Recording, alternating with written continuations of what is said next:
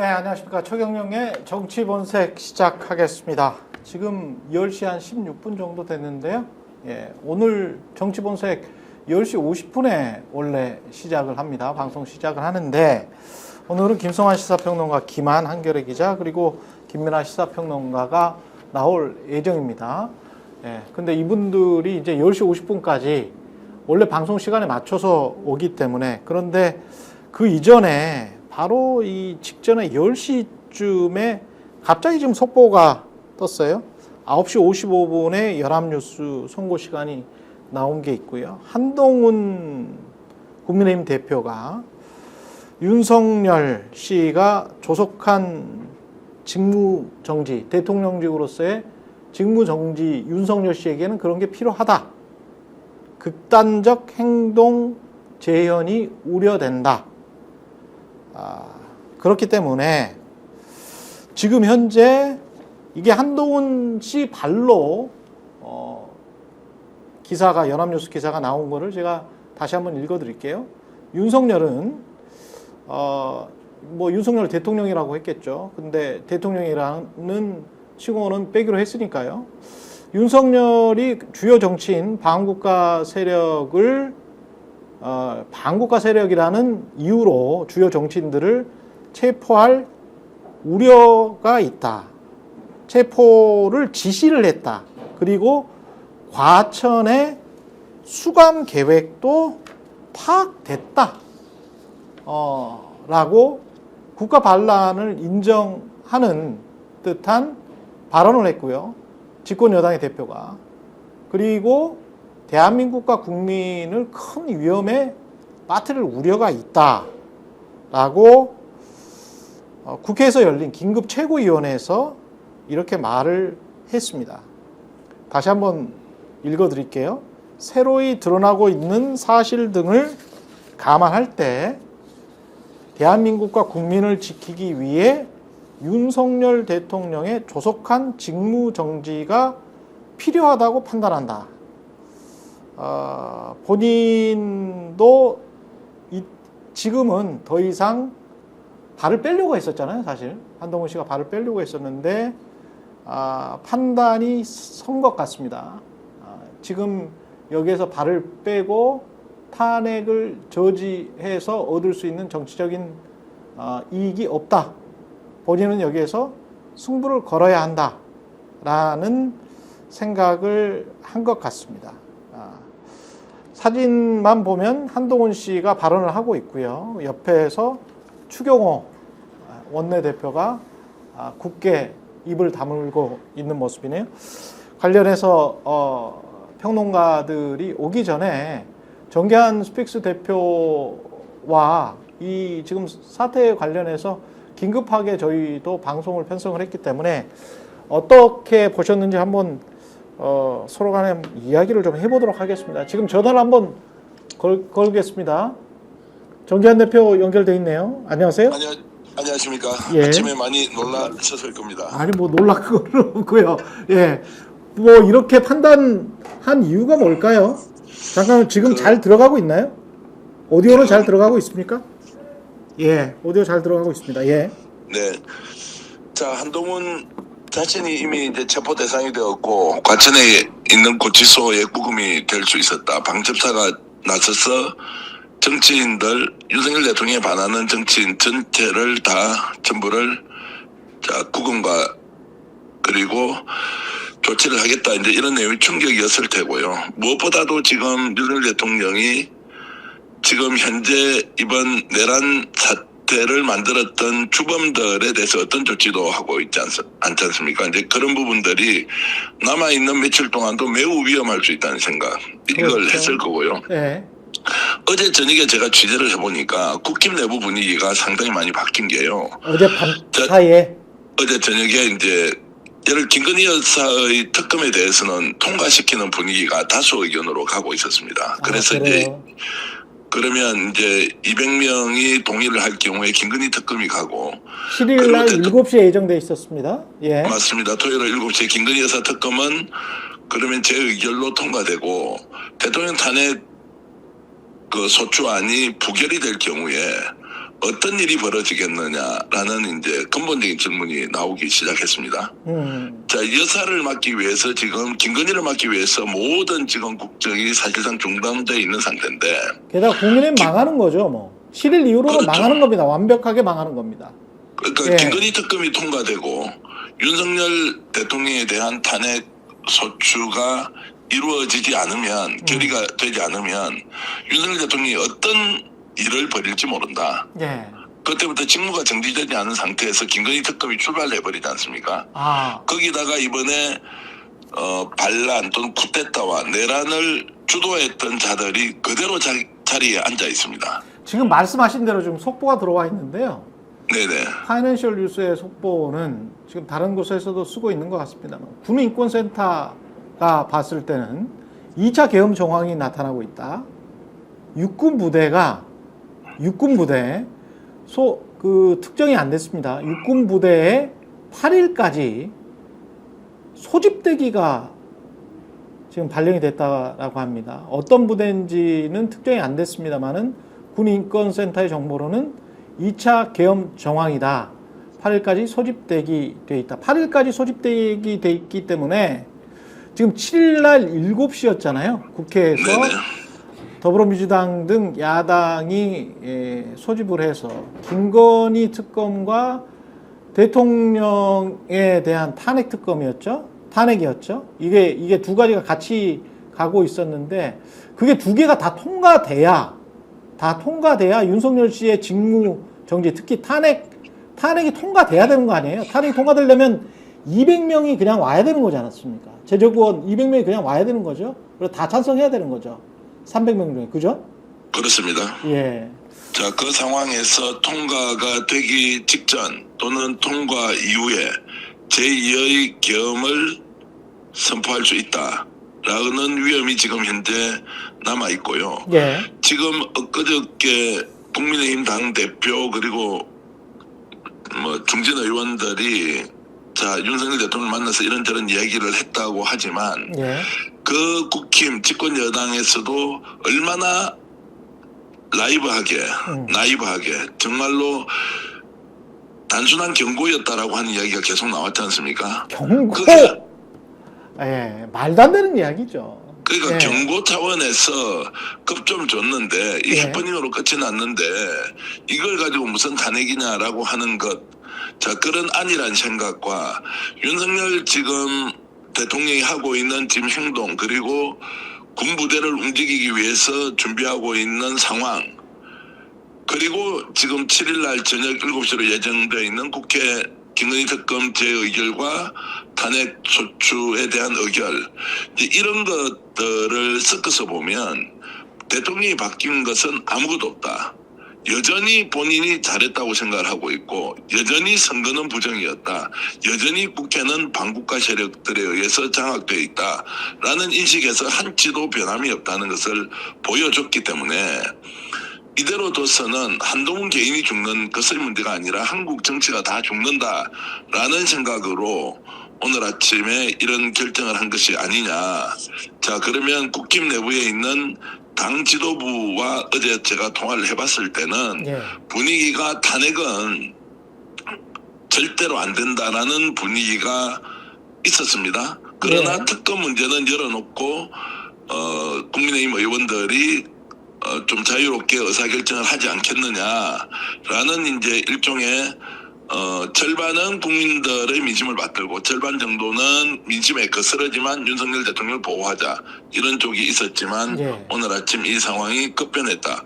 추가적인 정보가 분명히 한동훈 대표에게 들어왔을 것이다. 그렇겠죠. 또 하나 주목해야 할 점은 민주당은 급박한 사태가 벌어질 수 있다는 전제하에 어제도 제2의 계엄 선포가 있을 수 있다는 생각 때문에 국회의원들을 외부로 가능하면 나가지 않도록 국회 주변에 있거나 국회의사당 안에서 계속 그 토요일 국회 본회의가 열리는 그 시간까지는 긴급 소집을 사실상 해놓은 상태였습니다.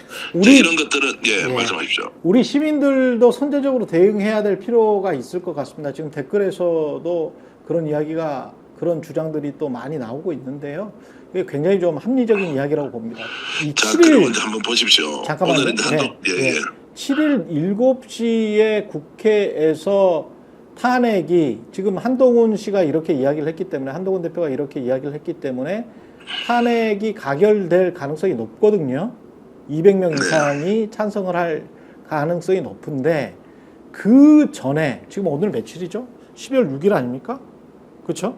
12월 6일 오늘부터 국회를 사수해야 되는 시민들이 가서 직접적으로 국회를 사수해야 되는 그런 상황이 올 수도 있을 것 같아요. 우리도 선제적으로 대응을 해야 되지 않는가? 시민사회도 그런 생각이 드네요. 자, 보십시오. 그래서 예. 지금 오늘과 내일인데요. 예.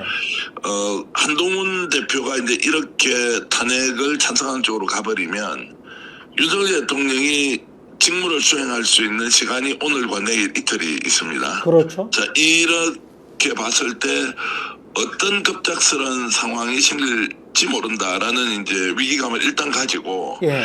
여기에 대해서는 이제 국회로 몰려간다고 해서 해결이 되느냐 아니냐 이것은 좀 더 고민을 해봐야 할 것 그렇죠. 같고요. 예. 집권 세력 국민의힘 내부에서 지금 윤석열 대통령을 어떻게 통제할 것인지가 더 중요하다고 저는 봅니다. 잠깐만, 예, 그 의견 듣기 전에요. 지금 또 연합뉴스에서 속보가 날아왔는데요. 민주당은 윤석열 탄핵 표결 2시간 앞당길 수도, 내일 오후 5시 가능성 이렇게 이야기를 하고 있습니다. 지금 시간을 빨리 앞당기는 게 중요할 것 같아요. 국회 이런 상황이라면 민주당 이재명 대표도 빨리 쇳불도 당기면 빼라고 빨리 하는 게 훨씬 더 지금 민주사회를 기본 헌정을 지키는 데는 훨씬 더 나을 것 같다는 생각도 들고요. 예. 자, 두 가지를 좀 나눠서 보겠습니다. 민주당은 지금 이제 대응 체계 부심을 해야 되는 게 맞죠. 시간도 당기는 게 필요하고 시민사회와 손을 잡고 대통령이 도발적 상황을 만들지 않도록 이제 뭔가 압박을 넣어야 하는데요. 네. 더 중요한 것은 이 시점에서 집권 세력 내부에서 국민의힘 그리고 국민의힘의 다선 중진 국민의힘과 관련되어 있는 또 사회 원로 인사 우리 사회를 구성하고 있는 각 기관과 단체와 그리고 뭔가 목소리를 낼 수 있는 보수 진영의 이런 사람들이 있지 않습니까? 네. 윤석열 대통령이 뭔가 도발적인 상황을 만들지 않도록 압박을 지속적으로 하는 것이 매우 중요하다. 집권 세력 내부에서 윤석열 대통령이 뭔가 특이한 비정상적인 행동을 하지 못하도록 막는 것이 매우 중요하다는 생각이 들고요. 그래서 오늘 내일 이틀은 사실상 전쟁이 임박하에 있는 그런 위기감을 가지고 상황 하나하나에 대처해야 한다는 생각을 강하게 하고 있습니다. 지금 민주당이 판단을 잘해야 될 것 같습니다. 탄핵 발의를 이미 했죠, 우리가. 네네, 했습니다. 탄핵 발의하고 24시간만 지나면 되는 거 아니에요? 자, 보고까지 했으니까요. 예. 보고 이후에 24시간 기준일 거고요. 예. 발의 이후에는 48시간 이후 72시간이라고 하는데 예. 그 부분 이제 확인 좀 더 필요하지만 그래서 이제 시간, 네. 5시 이야기를 아까 하고 있는지도 모르겠네요. 네, 그렇습니다. 자, 예. 그래서 지금 이제 이 상황이 매우 긴박하게 돌아가고 있기 때문에 일단 대통령실이 어떤 반응을 보이는지 또 지금 아침에 매우 중요하게 저희들이 확인해야 할 일종의 체크 포인트가 될 거고요. 예. 또 국힘에서 지금 탄핵은 절대 안 된다고 했던 의원들이 있습니다. 예. 그리고 중진들이 직접 나서서 대통령과 뭔가 중재를 해보겠다고 찾아갔던 사람들도 있지 않습니까? 예. 이 사람들이 어떤 발언을 하느냐. 홍준표 대구시장 같은 경우에는 이걸 단순한 해프닝으로 설명하면서 실패한 쿠데타니까 아무것도 아닌 것처럼 했던 또 이런 사람들이 지금 어떻게 판단을 하고 있느냐. 이게 이제 매우 중요한 것 같고요. 어제 저녁에 갑자기 이제 선관위와 관련돼서 뭐 스카이 데일리인가 뭐 1인 미디어가 하나 있습니다. 거기서 지금 국정원에서 전산 조작이 확인됐다라는 긴급 보도를 했던 거 혹시 보셨습니까? 아, 스카이 뭐 일단 국정원에서 뭘 했다고요? 국정원에서 과거에 예. 선관위의 서버를 확인해 보니까 거기에서 조작의 흔적이 발견됐다는 것을 헌정사상 최초로 보도한다 뭐 이런 것들을 어제 퍼뜨리면서 국힘 쪽에서 마치 선관위에 경분이 들어가는 것이 정당하냐? 라는 논리로 이제 기사 하나가 떴는데요. 여론 그 조작을 내용을 시도했군요. 예. 여론 조작. 자, 그래서 뭐 그 1인 미디어에 대해서 제가 옳다 그르다고 하는 것은 제가 지금 판단하기는 좀 어렵지만 예. 이 언론이 지난 6년, 7년 전부터 지속적으로 황교안, 민경욱 전 의원 이 주장하는 선거 부정이 있었다라는 걸 계속 보도했던 매체고요. 예. 극단주의 세력이라고 하죠. 예. 그렇게 한 이제 1인 미디어가 어제 갑자기 단독 보도를 냅니다. 예. 선관위의 전산 조작이 확인이었는데 누가 확인을 했느냐? 국정원 요원들이 가서 확인한 적이 있고 이것을 내가 가지고 있다가 드디어 드디어 중앙선관위가 경분에 의해서 전산관리국의 서버를 지금 가져갔다는 이야기가 있지 않습니까? 그 소식이 전해지자마자 자 이런 정보를 확인했다라고 단독 보도를 했고 그게 막 어제 엄청나게 퍼졌습니다. 그런데 중요한 것은 제가 선관위에 오늘 아침에도 확인을 해보니 그 기사는 일종의 종교의 영역, 신앙의 영역이 아니고서는 합리적 설명과 이성적 접근으로는 절대 판단을 할 수 없는 기사다. 이 말은 선관위의 서버가 조작되거나 그리고 왜곡이 되었다, 선거 부정이 지속적으로 이루어졌다는 확신과 믿음에서 주장을 하는 것이지 절대로 선관위는 그렇게 해서 선거 부정과 관련된 어떤 조사, 심지어 국정원 조사에서도 그 흔적은 발견되지 않았고 무엇보다도 중요한 것은 전산망에 있는 모든 데이터, 결과치의 증거 자료가 다 보관이 돼 있다. 무엇이냐? 바로 투표용지가 지금 중앙선관위에는 다 보관이 돼 있다는 거예요. 임기가 끝나기 전의 모든 투표용지는 다 보관이 돼 있다. 이런데도 이런 허위 그리고 과대망상적 주장을 하는 언론이 있다는 것은 언론이라고 말씀하지 마시고요. 잠깐만요. 그 지금 말씀하시는 게 요거는 아주 중요한 것 같습니다. 그 부분이 어떤 게 중요하냐면 지금 부정선거를 외쳐왔던 자는 황교안 전 국무총리 등이었거든요. 그리고 그 극단적인 지지 세력 중에 일부가 이걸 믿었어요. 그리고 그렇게 믿는 자들 중에 많은 사람들이 극우 유튜버로 활동을 했고요. 그 극우 유튜버들의 채널을 윤석열 씨가 아주 자주 보고 있다라는 보도도 많이 나왔고 이준석 개혁신당 의원도 비슷한 이야기를 했었습니다. 그리고 이번 상황에서 왜 선관위였냐와 관련해서는 이제 단기로는 지난번 총선이 엉터리였다. 부정선거였다. 그렇기 때문에 선거 다시 해야 된다. 선거를 다시 하면 장기적으로 사법부와 행정부를 지금 사실상 장악하고 있는 윤석열 씨로서는 사법부, 검찰, 준사법부인 검찰과 그 꼭두각시 노릇을 했던 사법부를 본인은 스스로 장악을 했다고 생각을 했겠죠. 그런 행정부를 이미 장악을 했으니까요. 입법부까지 장기적으로는 장악할 수 있게 선거를 다시 하겠다. 선거를 다시 하기 위해서는 부정선거였다라는 논리 또는 근거가 필요하다. 그래서 선관위를 들어갔고 선관위에서 서버를 뭐 뺏어왔다. 계엄군이. 이거는 헛소리인 거죠. 헛소리죠. 어제 간 건 아니고 이제 예. 복제해서 갔을 수는 있고요. 아니요. 잠깐만요. 그거는 이제 어제 국정조사에서 분명히 선관위에서 담당자가 나와가지고 네. 예, 선거 사무실 안에 직원이 있는지 정도만 파악하고 동태만 살폈지 하드디스크랄지 컴퓨터는 뺏기지 않았다라고 했어요. 그러니까 좀 더 철저하게 그 부분들은 더 확인은 해봐야 되겠습니다만은 스카이 데일리라는 이상한 극단적인 이 어떤 매체 그리고 황교안 씨랄지 윤석열 이런 사람들이 가지고 있는 그 극단적인 생각에 휘둘릴 필요는 없을 것 같습니다. 예. 네. 왜 서버를 가지고 갔다라는 거는 그들의 주장인 거고요. 그거는 확인이 되지 않았고요. 예. 자, 여기서 제가 설명을 좀 드리면 이제 예. 한동훈 대표가 왜 이 문제에 대해서 자, 중앙선관위 서버, 국정원과 관련된 뭐 조작 확인 이제 이런 부분들을 예. 직접 사실이 아닌데도 윤석열 대통령이 믿고 있다는 것. 또 오늘 이런 그 탄핵 동의를 하겠다는 결정을 내렸는데 굉장히 중요한 영향을 미쳤다고 저는 보는 것이고요. 예. 대통령의 판단 하나하나가 매우 비정상적으로 이루어지고 있다. 지난 대통령 선거, 2년 전에 대통령 선거조차도 10% 이상 포인트의 차이로 이길 수 있었는데 결국 0.73밖에 이기지 못한 것도 선거 부정이었다라는 생각을 하고 있었다는 거예요. 예. 물론 이건 이제 소문이지만 그래서 지속적으로 선관위와 관련된 부분에 대해서는 극우 유튜버들의 일방적 주장을 대통령이 믿었다, 받아들였다, 이제 이런 것이고 그런 이제 상황이 오판을 하는 윤석열 대통령이 지금 오판을 하고 있다. 이걸 어떻게든 직무정지를 시키지 않으면 안 되겠다라는 판단을 하는데 중앙선관위를 이번에 난입하고 침탈하려고 했던 것도 연관이 이제 있다고 봐야 될 것이고요.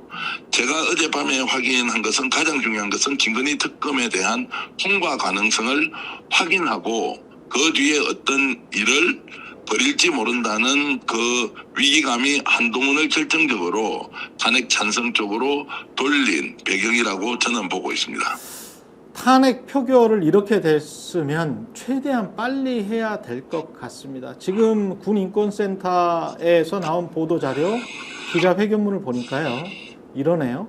2차 비상계엄 의심 정황 포착, 복수의 육군부대, 탄핵안 표결 다음 날까지 지휘관 비상 소집 대비 지시, 이렇게 타이틀이 달려 있고요. 육군에서 이상 징후가 제보되고 있다. 복수의 부대는 상급 부대 지침에 따라 12월 4일 오전 11시 또는 12시경 전 장병 출타 정상 시행 지침을 하더라면서 중대장 이상 지휘관은 12월 8일 일요일까지 지휘관 비상 소집이 있을 수 있으므로 휴가를 통제한다는 지침을 덧붙였다. 12월 8일은 국회 본회의에 윤석열 대통령 탄핵 소추안이 표결될 것으로 예정된 12월 7일의 다음 날이다. 예. 야당이 탄핵 소추안을 12월 7일 오후 7시 본회의에서 처리하겠다는 뜻을 밝힌 거는 12월 4일 오전 10시 30분경인데 이 오전 10시 30분 이후에 복수의 부대가 상급 부대로부터 지침을 받았다는 거죠. 휴가 가지 마라. 네. 그때가 12월 4일 오전 11시 또는 12시경이었다는 거예요. 그러니까 30분 내지 1시간 상관으로 1시간 간격으로 바로 즉각적으로 지휘관 비상 소집이 있을 수 있다. 휴가 가지 마. 라고 육군 복수의 부대에서 지시가 내려왔다. 바로 야당이 탄핵 소추안의 뜻을 밝힌 12월 4일 오전 10시 30분 이후에 약 1시간 직후에 이렇게 지시가 내려왔다는 거죠. 그러니까 아직도 윤석열 씨가 국군 통수권자잖아요. 네. 예, 국군 통수권자이기 때문에 윤석열 씨가 하명을 하면은 따를 수밖에 없는 게 또 국군 아니겠습니까? 자, 국군이 이제 따르겠습니까라는 질문도 던지하고요. 네. 국군 통수권자의 명령을 수행할 것이다라고도 우리가 이제 예상을 해야 하는데요. 지금 이제 하루 이틀 사이에 만약 그런 방식의 무모한 도발을 할 경우에 자, 국군이 움직이지 못하도록, 왜냐하면 불법적인 명령은 이행을 하지 않아야 한단 말이죠. 이렇게 되도록 하는 이제 설득 작업, 그리고 국민적 압박, 이런 것들을 상당히 강하게 좀 밀어붙여야 될 것 같고요. 또 저는 윤석열 대통령, 윤석열 씨의 뜻에 따라서 군인들이 바로 움직여서 무장을 하고, 그리고 제2의 비상계엄을 선언한다고 해서 즉각적인 행동에 나선다. 그런 것도 현실적으로 쉽지 않을 것이다. 김용현이 일단 지금 나갔지 않습니까? 그러면 방첩사령관 여인영이가 주도해서 모든 걸 가져가야 하는데 그것이 현실적으로 가능하냐. 그리고 박한수 육군참모총장은 지금 현재 국회에서도 얘기했지만 이번 계엄과 관련해서 본인이 어찌됐든 계엄사령관이었지만 모르는 내용들도 상당히 많았다라고 했을 때 지금 누가 이것을 전체적으로 주도해서 진두지휘를 할 것이냐. 두 번째, 그렇다고 해서 지금 군인들이 다 따라서 이미 실패하고 국민의 힘으로 그리고 국회의원들이 신속하게 대처하면서 막았던 이 상황을 과연 뒤집어서 윤석열 뜻대로 계엄이 성공할 수 있도록 할 수 있는 동력이 있느냐, 이제 이런 질문을 좀 던져볼 필요가 있을 것 물론 같아요. 그렇죠. 그게 가장 합리적인 분석이라고 봅니다만 네. 그러나 그럼에도 불구하고 이게 불법적인 상황을 방치해서는 안 되겠다라는 첫 번째. 그리고 만일 하나 뭐 지난번 광주 민주화 항쟁 때도 그 계엄군이라는 게 극단적인 상황에 몰리고 극단적인 지시를 받고 그리고 심지어는 뭘 먹였다 이런 이야기까지 돌았었잖아요. 그렇기 때문에 유혈 사태가 발생을 하면은 국가적인 비극이 초래되고 뭐 이거는 무조건 100% 완벽하게 막는 것이 맞죠. 아무리 합리적으로 생각을 해도 그런 어떤 2차 계엄이랄지 이런 것들을 도발할 그런 상황은 아닙니다만 윤석열 씨 자체가 1차 계엄을 도발했던 미치광이에요. 네. 미치광이고 지금 본인과 본인의 처 김건희가 감옥에 들어갈 수 있다라는 어떤 분노, 공포에 빠져 있는 인간입니다. 이거를 정상적이고 합리적인 사람으로 생각하면 안 돼요. 그냥 정상적이고 합리적인 인간이 아니고 미치광이 한 놈이 지금 대통령, 국군 통수권자에 앉아 있는 거예요. 근데 이자가 어떤 짓을 벌일지도 모르고 그리고 이자 주변에 있는 자들도 굉장히 비열하고 비겁한 자들이거든요. 김용현이 지금 하는 짓을 보십시오. 네. 얼마나 비열하고 비겁한 인간들입니까? 굉장히 비열하고 비겁하면서 결국은 본인의 목숨 부지하고 그리고 본인들이 법적으로 빠져나갈 것만 생각하는 인간들이에요. 절대 방심해서는 안 됩니다. 단 1%의 가능성이라도 먼저 나가야 됩니다. 예. 자, 완벽하게 방어해야 한다. 철저하게 대응해야 한다. 전적으로 동의하고요. 예. 어찌됐든지 그런 정황들이 읽혀지기 때문에 우리는 이미 우리가 할 수 있는 일을 찾아서 해야 한다. 야당은 야당대로, 시민은 시민대로. 그리고 한편으로는 국힘 내부에서 한동훈 대표가 오늘 자 탄핵 찬성하겠다라고 입장을 선회했기 때문에 여기에 대해서 국힘 내부의 반응은 또 어떤지 이것도 매우 중요할 것 같고요. 예. 자, 여기에서 국힘이 사실상 분열이 되어서 쪼개진다. 뭐 이런 것들도 예상할 수 있지만 워낙 사안이 중대하기 때문에 그냥 바람 따라 물결 따라 휩쓸려가는 국힘 의원들이 윤석열 대통령 쪽이 아니라 한동훈 당대표 쪽으로 돌려올 가능성도 저는 있다고 보고요. 예. 자, 그런 걸로 보면은 오히려 자, 한 2시간을 땡긴다. 몇 시간까지 땡길 수 있을지는 모르지만 예. 탄핵안 표결에 예상 밖으로 많은 사람들이 찬성으로 돌아설 가능성도 있다라는 생각도 해봅니다. 그렇습니다. 왜냐하면 오늘 예. 내일 상황이 자 지금 윤석열이 생각하고 있는 것과 우리가 지금까지 전망했던 것이 너무 다르기 때문에 그렇습니다. 논리로서는 절대 설명할 수 없다. 이성적인 설득이 불가능하다라고 하면 이번에 윤석열을 찬성하는 쪽으로 윤석열 편을 드는 사람들은 정치적으로 어떻게 됩니까? 사실상 사망을 예고하는 것이다라고 봐야 될 거 아닙니까? 그렇죠, 그렇죠. 그러면 이들은 바람 따라 물결 따라 그냥 이익되는 대로 쫓아갔기 때문에 찬성 쪽으로 돌아설 가능성이 저는 여전히 있다고 보기 때문에 매우 역동적으로 오늘 내일 상황이 전개될 것이다 이렇게 전망합니다. 네. 가장 중요하게 돼버렸습니다. 15분 후에 국민의힘이 비상의총을 소집을 하고 거기에서 갑론을박을 할 테지만 그럼에도 불구하고 저는 기존의 권성동 등을 비롯한 권성동이나 뭐 김재원 등 의총이니까 이제 김재원은 들어가지 못하겠네요. 권성동 등을 비롯한 윤핵관 세력이 제대로 발언을 못할 가능성도 있다.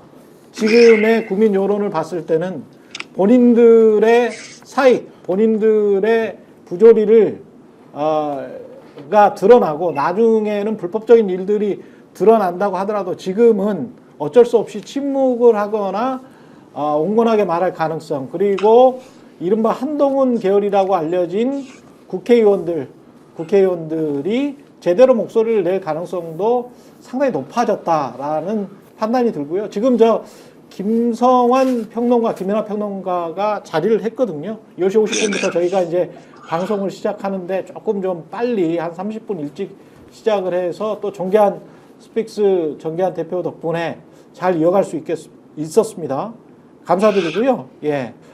끝으로 혹시 한동훈 대표 예. 비판도 많이 받았지만 지금 이 순간에 합리적 판단을 하고 있다는 것이 예. 또 얼마나 다행인가라는 생각을, 참 이것을 희비극이라고 이야기해야 됩니까? 참 그렇습니다. 비극 속에서도 그래도 뭔가 희망의 씨앗은 생긴다는 것이고, 예. 민주당도 지금 이런 상황을 잘 알고 있을 테니까 국민들이 좀 안심하고 하루 이틀 정도 정말로 한마음 한뜻으로 가되 국민들의 좀 불안한 마음을 좀 이렇게 좀 다독거려 줄 수 있는 지혜로운 대안을 내놓고 내일 모든 것을 건네자, 예. 이런 방향을 제시해 주시면 고맙겠습니다. 예. 지금까지 스펙스 정계한 대표였습니다. 고맙습니다. 고맙습니다. 예. 네, 최근의 정치본색 본격적으로 시작하겠습니다. 예, 김민하 평론가, 김성환 평론가 와 계시고요. 좀 이따가 이제 김한 기자, 한겨레 김한 기자까지 같이 오겠죠. 같이 할 것 같습니다. 지금 뭐 갑자기 한 10시쯤에 그 한동훈 대표가 마음이 확 바뀐 것 같습니다. 밤 사이에. 예. 마음도 바뀌었을 것이고, 예. 그러니까 어제 확인된 사실들이 사실 다 심상치가 않은 얘기들이고, 그렇죠. 플러스로 한동훈 대표 본인이 밝힌 바에 의하면은 추가로 이제 확인한 사실이 있다는 거 아니겠습니까? 여인영 방첩사령관을 예. 통해서 윤석열 대통령이 직접 주요 정치인들에 대한 체포 구금을 지시를 했고, 그 이유는 그 주요 정치인들이 반국가 세력이다라는 이유다라는 거다. 그게 누구죠? 뭐 여기서 주요 정치인이다라고만 표현을 했는데, 그 이전에 우리가 체포조가 구성됐다는 걸 확인을 했지 않습니까? 예. 이 민주당이 주장한 거긴 하지만요. 근데 애초에 민주당이 이 CCTV나 그다음에 당대표실에 대한 어떤 이 계엄군의 접근 이런 걸 통해서 확인한 거는 우원식 국회의장, 이재명 대표, 한동훈 대표였잖아요. 그다음에 이후에 또 확인한 거는 뭐 정청래 의원, 김민석 의원 등등이 들어가 있는 거지 않습니까? 예. 그러니까 주요 정치인들이라고 했지만 사실상 국회의원들 다수를 대상으로 했다고 추론하는 게 맞는 것 같고, 그리고 이 얘기를 지금 한동훈 대표는 이 신뢰할 만한 이 근거를 통해서 확인했다. 그리고 앞으로 주요 경로를 통해서 밝혀질 것이다. 이렇게 얘기를 했는데, 제가 볼 때는 방첩사령관이나 방첩사를 통해서 나온 얘기가 아닐까 싶어요. 결국은. 아까 여인영? 네. 그렇죠. 예. 본인들에 의해서 이 얘기가 된 거니까는 이렇게 얘기하는 것이고, 아마 이 방첩사나 방첩사령관 본인이 언론을 통해서 얘기를 한 부분이 있는 것 같고, 예. 왜냐하면 어제 밝혀진 주요 사실 중에 계엄군이 선관위 왜 갔냐 이게 있는 거지 않습니까? 그렇죠. 계엄군이 선관위를 갔는데 뭐 왜 갔냐 얘기는 좀 이따 하겠지만, 왜 갔냐라는 게 있었는데, 그러면은 왜 갔냐를 이제 언론이 취재를 어제 하루 종일 했을 거 아닙니까? 네. 근데 계엄군이 간 것 플러스 방첩사령부에 이제 그 컴퓨터 잘 다루는 정보에 밝은 요원들이 갔다는 거지 않습니까? 예. 또 그러면 그걸 취재했을 거 아니에요. 방첩사는 왜 갔는가? 그 과정에서 아마 좀 취재된 게 있지 않는가 싶은 저는 그런 추론을 갖고 있고, 예. 한동훈 대표가 이 얘기를 한 직후에 동아일보에서 방첩사령관 인터뷰를 단독으로 냈어요. 예. 근데 뭐 그 내용에 요 관련 내용은 없는데, 문제는 이게 보면은 오늘 일면에 무슨 뭐 이 동아일보의 지면에 실린 인터뷰는 아니거든요. 근데 이 얘기가 나오고 나서 나온 거기 때문에 저는 그래서 아마 언론하고 한동훈 대표하고의 어떤 정보에 좀 공유가 있지 않았는가. 그래서 요것을 근거로 판단을 해봤을 때, 그리고 좀 이따가 관련 정황을 더 소개를 해주시겠지만, 지금 윤석열 대통령이 지금 요렇게 주요 정치인에 대한 이 반국가 세력이라는 근거를 가지고 방첩사령부를 통해서 체포를 직접 지시한 불법 계엄의 몸통이다라는 게 어제도 여러 정황을 통해서 불법 계엄의 몸통은 대통령이다라는 게 밝혀진 상황에서, 그러면 앞서도 쭉 얘기하신 것처럼 이 불법 계엄의 몸통이 또 다른 뭘 할지를 모르는 상황이라는 게 확인이 된 거 아니겠습니까? 그렇죠. 다른 정치적 계산이 그러면 뭐가 필요합니까? 이거는 이 직무집행을 바로 정지시켜야 된다라는 거를 다른 뭐 얘기를 할 필요가 없는 거잖아요. 그래서 아마도 입장이 바뀐 게 아니겠는가 이렇게 생각이 됩니다. 아니, 뭐 자세하게 설명을 해주셨지만 오늘 동아일보 보도 보면 김용현 전 국방부 장관하고 동아일보가 인터뷰를 했다는 거잖아요. 그러니까 대통령이 먼저 계엄을 원한 걸로 해석하겠다라는 질문을 던지니까 그 질문에 답을 하지 않았다고 합니다. 아, 그래요? 네, 그러니까 이 얘기는 뭐냐면 지금까지는 김용현 장관이 계엄령을 건의를 건의했다. 근데 그거는 형식적으로 얘기한 거고 윤석열 대통령이 계엄령 발동을 그러니까 선포를 지시했다 이렇게 해석하는 게 맞을 것 같아요. 왜냐하면 선관위에 병력을 투입하는 것도 윤 대통령이 지시를 했다고 얘기를 하는 거잖아요. 그것도 저는 약간 좀 그동안에 우리가 많이 얘기 나왔던 것처럼 극우 유튜버들 그 방송들을 많이 봤다고 얘기를 하잖아요. 그런 쪽에서 부정선거 얘기했던 것을 윤 대통령은 자기 머릿속에 확고하게 집어넣었던 거 아닐까. 이번 기회에 가가지고 내가 다 들여다보겠다. 약간 음모론에 도취되어 있는 사람처럼 생각을 했던 거 아닐까. 그러니까 그런 쪽 사람들이 주장했던 것처럼 확 비상계엄 선포해버릴까, 뭐 확 해버릴까 이런 식의 인식들을 계속 그동안에 갖고 왔다. 그러니까 그게 이번에 구체적인 행동으로 드러났다. 이렇게 저는 좀 개인적으로 추정하고 있고요. 그러니까 한동훈 대표 지금 발언을 보면은 정치인들이라고 했거든요. 그리고 발언 내용에 여인영 방첩사령관이 체포한 정치인들을 과철의 수감 장소에 수감하려 했다는 구체적인 계획이 있었던 것도 파악됐다 이렇게 얘기를 했는데요. 만약에 몇 명의 정치인이라고 하면 이렇게까지 준비할 필요는 없었을 거거든요. 그러니까 별도의 수감 장소를 만들었다고 할 정도면은 아마 국회의원 전원을 체포하려고 그 기존에 계획을 잡았던 거 아닐까.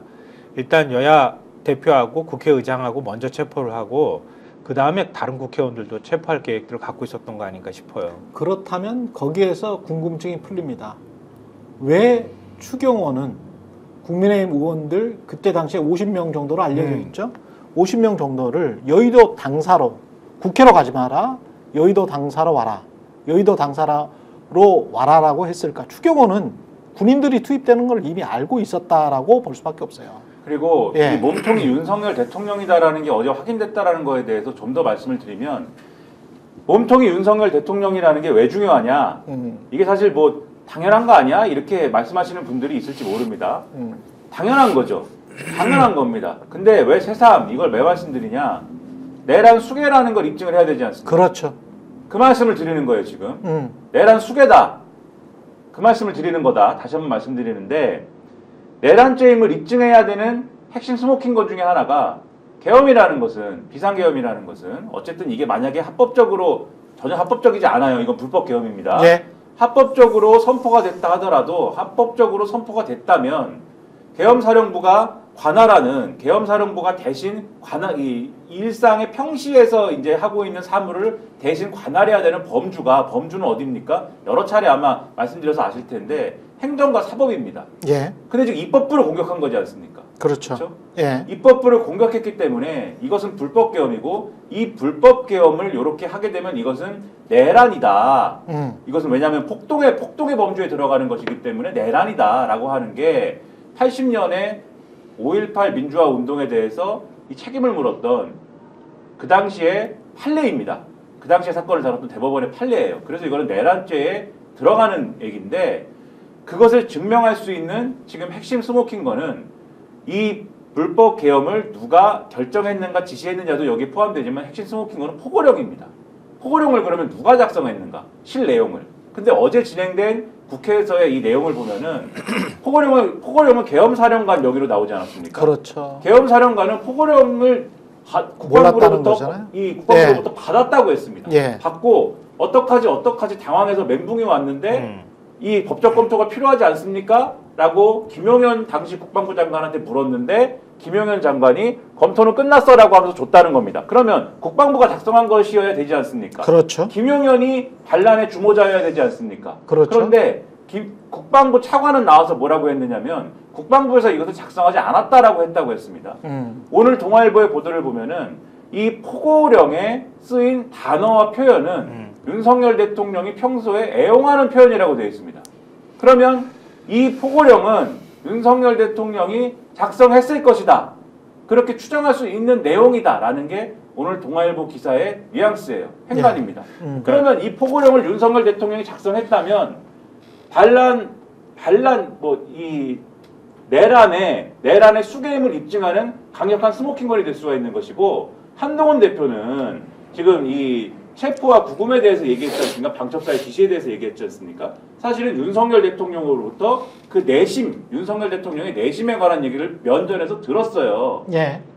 대통령하고 만나는 자리에서 대통령이 대통령한테 왜 체포조를 구성해서 날 체포하려고 했습니까? 라고 물었는데 대통령이 뭐라고 그랬습니까? 포고령을 네가 위반했기 때문에, 정치활동을 금지했는데 네가 위반했기 때문에 그래서 체포하려고 했겠지라고 답한 거 아닙니까? 이게 다 맞아떨어집니다. 윤석열 대통령은 그러면 단 하루도 지금 지키고 있어서는 안 되는 그러한 사람이 되는 것이고, 당장 체포해가지고 구금하지 않으면 안 되는 상황이 되는 것이기 때문에 이것을 증명하는 것이 지금 거의 완벽하게 나온 거다, 이렇게 봐야 되는 거죠. 그러니까 앞서 추경호 원내대표 얘기하다가 이제 얘기가 이렇게까지 커져버렸는데요. 네. 추경호 원내대표가 왜 4차례나 걸쳐서 의원들한테 문자를 보내고 혼선을 주고 결국은 당사로 의원들을 모이게 했을까? 일단 그 단초가 좀 풀리는 거예요. 맞아요. 그렇게 보면 예. 국회에 가가지고 계엄령 해제하는 걸 국회의원들이 표결에 들어가는 거를 일단 막아야 된다. 그게 가장 기본적인 거잖아요. 그러니까 거기에 국회로 병력을 투입한 거 아닙니까? 그러니까 추경호는 최소한 언지를 받았을 가능성이 매우 높다, 이렇게 봐야 되고요. 우리가 추정하는 게 다 맞는 거예요, 사실은. 그래서 추경호 의원직 바로 사퇴해야 된다는 얘기를 그 당시에도 바로 저도 그런 얘기를 했단 말이에요. 지금 민주당이 고발을 했네요. 속보로 나왔습니다만은 민주당이 추경호를 내란의 공범으로 고발을 네. 했습니다. 아니 그렇게밖에 해석이 안 되는 거예요, 예. 지금. 그러니까 대통령이 포고령을 그렇게 내버리면은 국회의원들이 국회 본회의에 모여서 표결 활동을 그러니까 의결을 하는 것 자체가 이미 포고령 위반이 된다는 거를 추경호는 알았을 가능성이 있다. 예. 그 의원들을 자기 쪽으로 끌어들이는 작업들을 한 거죠. 그리고 결국은 정족수를 모자라게 하겠다고 하는 그런 의도도 같이 포함되어 있었다고 볼 수 있고요. 그렇죠. 그리고 김영년 전 장관이 동아일보하고 인터뷰했을 때 저는 동아일보한테 더 많은 얘기를 해줬을 가능성이 높다. 그러니까 지금 기사가 맞고가 딱 맞잖아요. 그렇죠. 그리고 여기에다 이기용 칼럼까지 딱 붙이면은 그냥 완벽하게 그림이 사실은 그려지는 거나 마찬가지란 말이에요. 그리고 이기용 칼럼 한동훈 대표하고 채널A랑 얼마나 돈독한 사이입니까? 그렇지. 갑자기. 오늘 그 생각도 했어요, 사실. 예. 이거 한동훈 대표의 태도를 보고. 예. 뭐 들은 얘기가 있지 않는가, 지금. 그랬을 가능성이 충분히 있다 보이고요. 김 전 장관이 이렇게 얘기합니다. 지금이 내란 수준이라고 대통령이 인식한 이유를 설명해 주거든요. 민주당의 초법적인 입법 독재로 초유의 예산 삭감과 행정사법 체계의 마비는 선을 넘어 내란 수준이라는 게 대통령의 생각이었다. 이렇게 얘기를 하는 거예요. 이미 헌정 중단 사태가 벌어졌기 때문에 내가 그거에 대응하는 차원에서 계엄령을 발동한다. 이게 윤 대통령의 머릿속에 있는 확고한 생각이었다는 거예요. 그러니까 계엄령에 대해서 나는 아무 잘못 없어. 내가 무슨 잘못이 있어. 라고 생각하는 인식이 이제 이해가 되는 거예요. 그러니까 김용현은 그런 대통령의 지시를 성실히 수행하고 따른 사람이다. 예. 이렇게 볼 수 있고요. 물론 공범이지만. 그리고 그런 생각 때문에 결국 국회의원들을 체포를 하려고 시도했던 거고. 특히 국회의장뿐만 아니라 민주당 의원들을 체포하는 건 가장 기본적인 옵션이었을 것 같고요. 예. 한동훈 대표는 내 편이 아니라는 확고한 인식이 있었기 때문에 한동훈 대표도 같이 체포 대상이 되고 당대표실에 707 애들이 잠복하고 있었다는 거 아닙니까? 한동훈을 체포하려고. 그러니까 한동훈이 그 사실을 들었을 때도 굉장히 충격을 아마 받았을 거예요.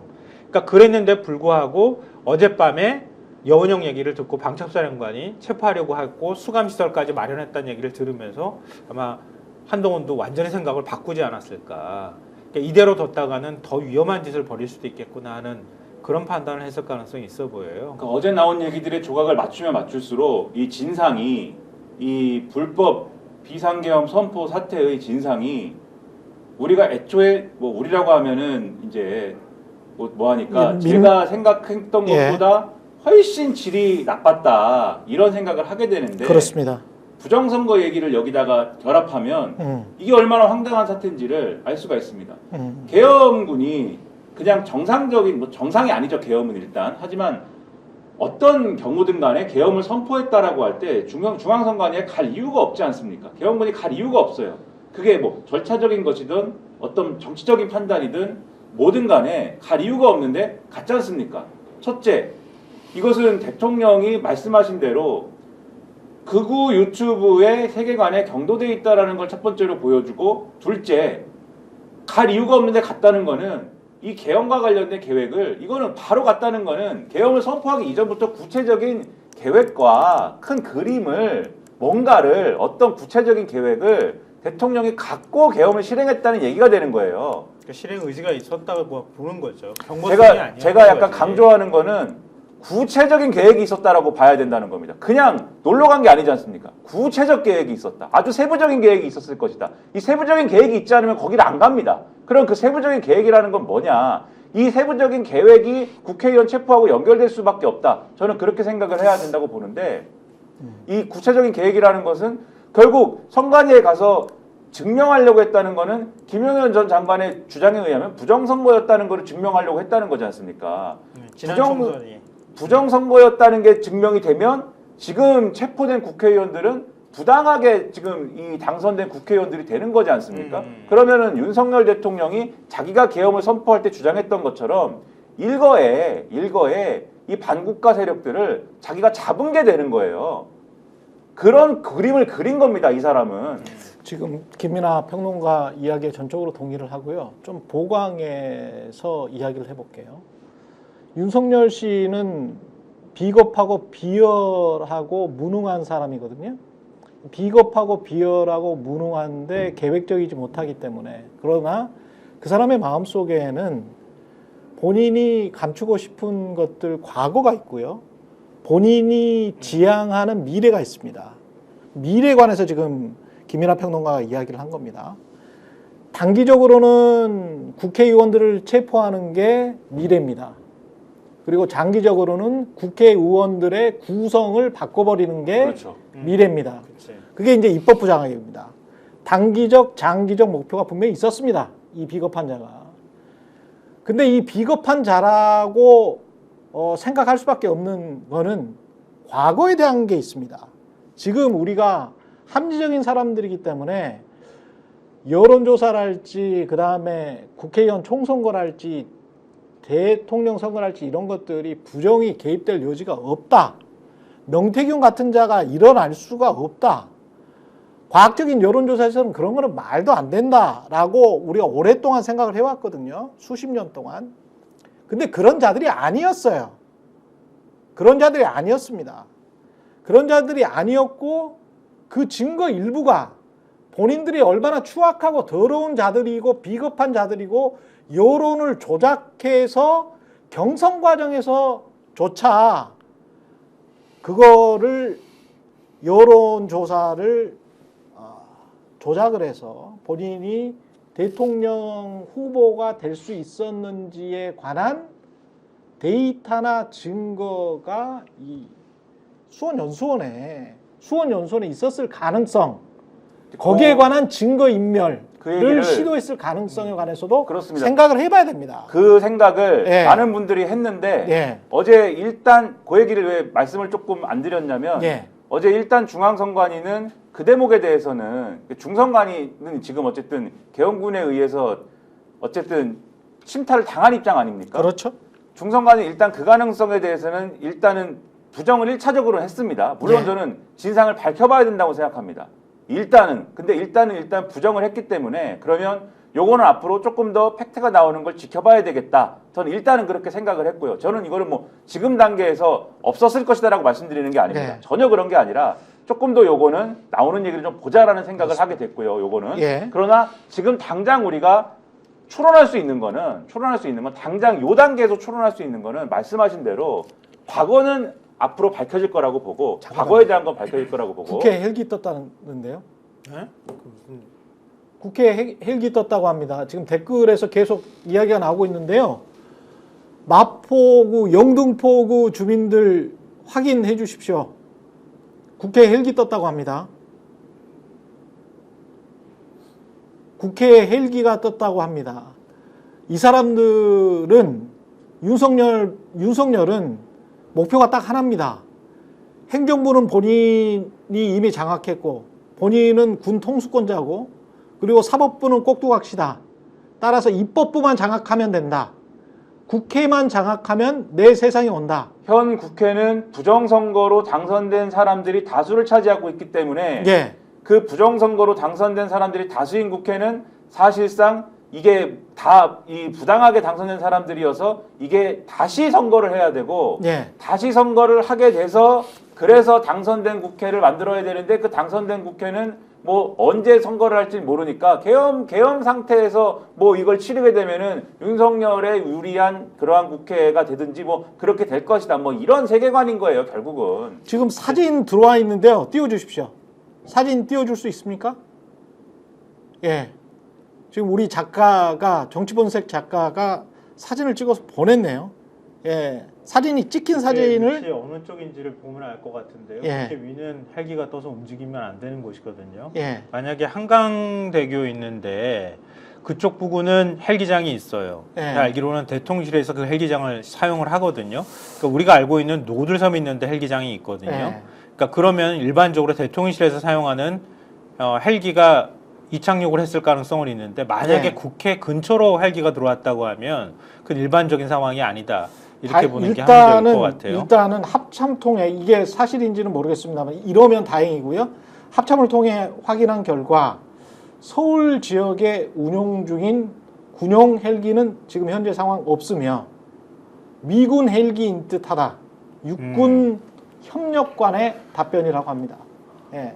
일단 그러면 뭐 좀 예, 다행이고요. 그러면 다행이고요. 미군 헬기라면 다행입니다. 예. 지금 미국은 저는 예. 뭐 미국을 별로 좋아하지 않지만 예. 미국은 지금 민주주의의 편으로 돼 있습니다. 일단. 그렇죠. 일단 지금 이거 개엄은 말이 안 되는 상황이라는 걸 공개적으로 밝히고 있는 거고 예. 사전에 계엄에 대해서 어떠한 언질도 받지 못했다고 얘기를 하고 있잖아요. 그러니까 윤석열 대통령의 행위에 대해서는 미국에서 전혀 동의하지 못하고 그렇습니다. 지금 아마 굉장히 강력하게 통제하려고 시도를 하고 있을 겁니다. 예. 근데 윤 대통령이 그거 말을 듣는 사람이 아니잖아요. 그런 합리적 판단이 불가능한 상황이란 말이에요. 만약에 진짜 합리적 판단이 가능했던 사람이라고 하면 계엄령 발동하기 전에 미국 쪽에 연락을 취했어야지 맞죠. 보통 우리 한국의 프로토콜이라고 하면. 근데 그것조차도 안 하는 정도 수준의 사람이란 말이에요. 예.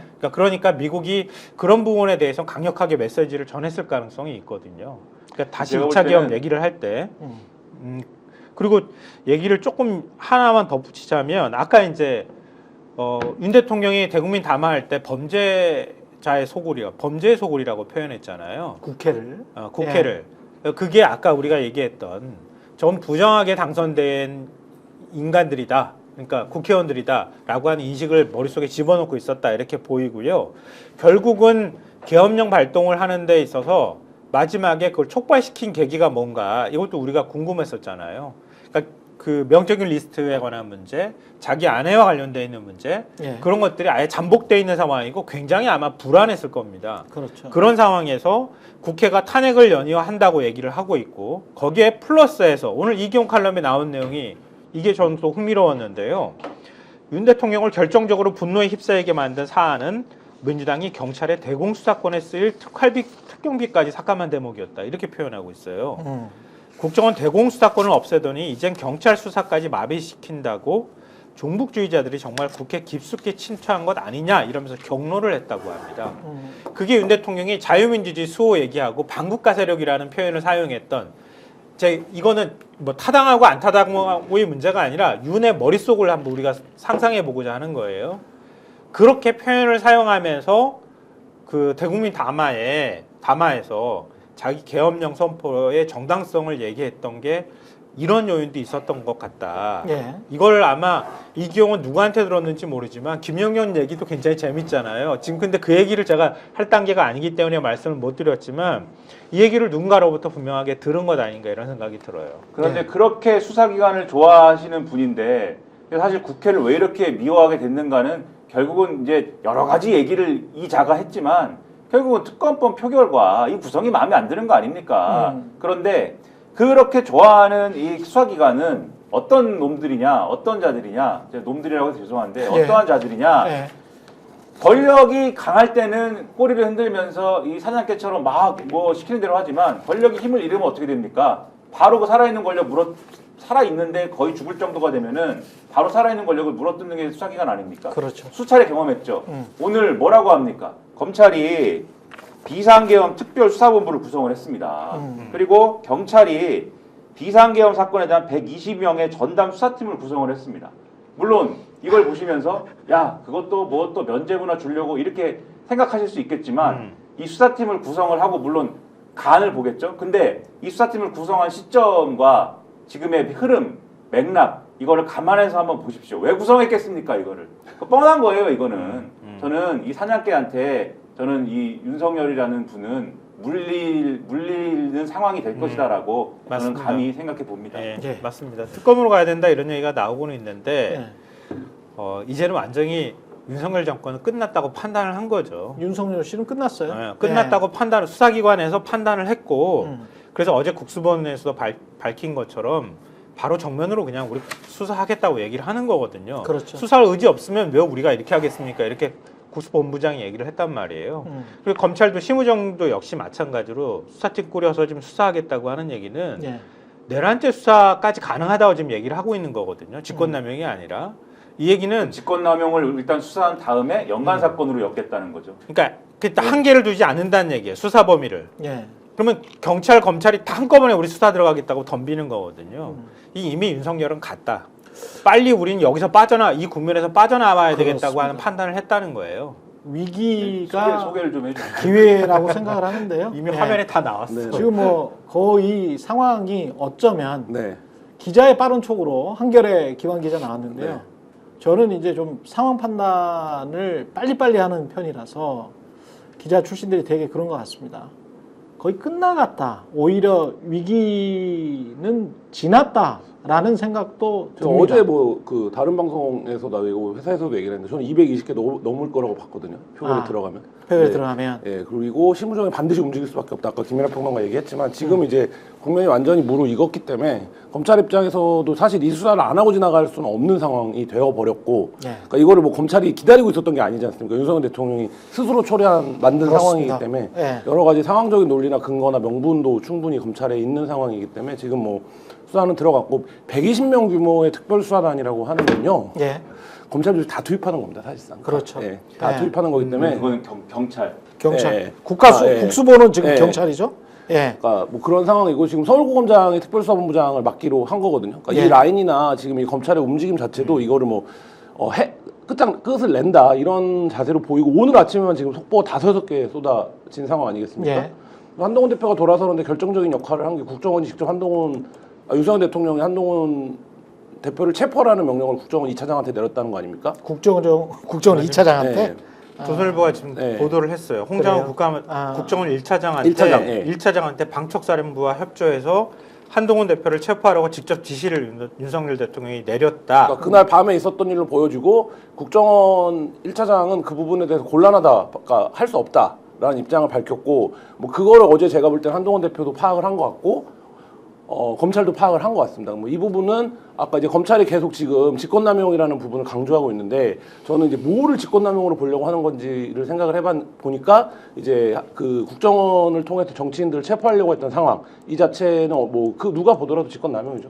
그러니까 이제 소스원이 제가 추정할 때 국정원인 것 같아요. 왜냐하면 국무회의 열렸을 때 개헌 국무회의 열렸을 때 국정원장이 반대했다고 했어요. 아, 그래요? 네. 예. 그 보도 내용에 김민호 평론가도 아마 봤을 근데 거예요. 국무회의에 국정원장이 참여할 수 있어요? 참석할 수 있어요? 원래는 안 와야 되는데 국무위원이 아니잖아. 굳이 불렀답니다. 아, 굳이 불렀대요? 네, 대통령이 굳이 불렀답니다. 아, 국정원장을? 네, 조태용을 불러서 조태용이 참석했는데 조태용은 안 됩니다. 계엄령 선포하면 안 됩니다라고 얘기를 했다는 거예요. 네. 근데 계엄령 선포했잖아요. 그날 밤에. 선포하면서 홍장호 국정원 1차장한테 한동훈 체포하라라고 방첩사령부하고 협조해서 체포하라고 지시를 했다고 하면 소스원이 방첩사령부가 아니더라도 국정원 쪽에서 빠져나갔을 가능성이 있다. 그 사람은 거부했더니 경질당했대요. 거부해서. 바로 그 자리에서? 경질당했다. 그렇죠. 경질당했답니다. 그리고 이 선포하기 전에도 이 자가 윤석열이라는 자가 몇 번이나 이거를 종용을 했답니다. 체포해야 한다. 체포해야 한다. 근데 그러니까 이유는 그래서 네. 홍 차장이 국정원에 그런 일을 할 수 있는 조직과 인력도 없고 지시를 이행할 수단도 없다 이러면서 난색을 표했다고 하는데 이거는 조태용 의지라고 봐야죠. 국정원장 의지라고 봐야지. 그러니까 국정원은 계엄에 우리는 동참하지 않은 거죠. 그렇지. 그렇게 하겠다고 내부 결정을 내려버린 거지. 그래서 미국도 빨리 판단을 할 수가 있었네. 네, 미국 국정원 통해서 얘기를 조태용은 들었어요. 주미대사 출신이죠. 주미대사 그렇죠. 출신이죠. 주미대사 출신이고 비교적 합리적이라고 평가받았던 인물인데 국정원장이 되고 난 다음에 이 상황을 미국에 안 알렸을 리 없거든요. 백악관이 오늘 네. 뭐라고 밝혔냐면 한국 탄핵 추진에 대해서 한국의 민주적 시스템이 승리하길 기대한다 이렇게 얘기를 했거든요. 그렇죠. 그리고 또 뭐라고 얘기를 했냐면 미 국무부는 윤석열 대통령 탄핵안이 헌법에 따라 달라질 것으로 알고 있다. 한국의 법치를 지지한다라고 얘기를 했거든요. 이 얘기는 미국이 이렇게 원사이드하게 입장을 내기가 쉽지 않습니다. 근데 그렇죠. 이거는 말씀하신 대로 뭐 어떤 경로를 통해서든 이 사건이 미국을 어떻게 규정했는지를 오늘 아침에, 그러니까 지금 탄핵안 이게 사실 이 정도 수위의 발언을 하면 내정 간섭처럼 보이기도 하잖아요. 사실 그렇습니다. 일방적으로 편을 드는 거기 때문에. 근데 미국이 이 사안에 대한 판단이 끝났다라는 맞아요. 걸 윤석열이 독재자라고 보는 거예요. 네, 그 맞습니다. 맞아요. 방금 전에 제가 말씀드렸던 것처럼 그 뒤에 한 단락이 더 있는데 이게 굉장히 흥미로운데요. 아까 제가 말씀드렸던 그런 맥락의 얘기예요. 조태용 원장을 거치지 않고 홍장원 차장한테 직접 연락해 지시를 내린 건 조 원장이 대통령에 따르지 않았기 때문이다. 그러니까 국정원장이 지시를 따르지 않으니까 윤이 바로 국정원 1차장한테 직접 지시를 내렸다고 하는 거예요. 예. 그러니까 국무회의 때도 우리 계엄령 반대합니다. 이렇게 얘기를 하니까 조태용 거치지 않고 홍장원 차장한테 바로 전화를 해서 계속 종용을 했다는 거예요. 그러니까 몇 차례 직접 지시를 내렸는데 결국은 말을 따르지 않으니까 윤 대통령이 이걸 지시 불이행을 항명으로 간주하고 경질했다. 이 내용입니다.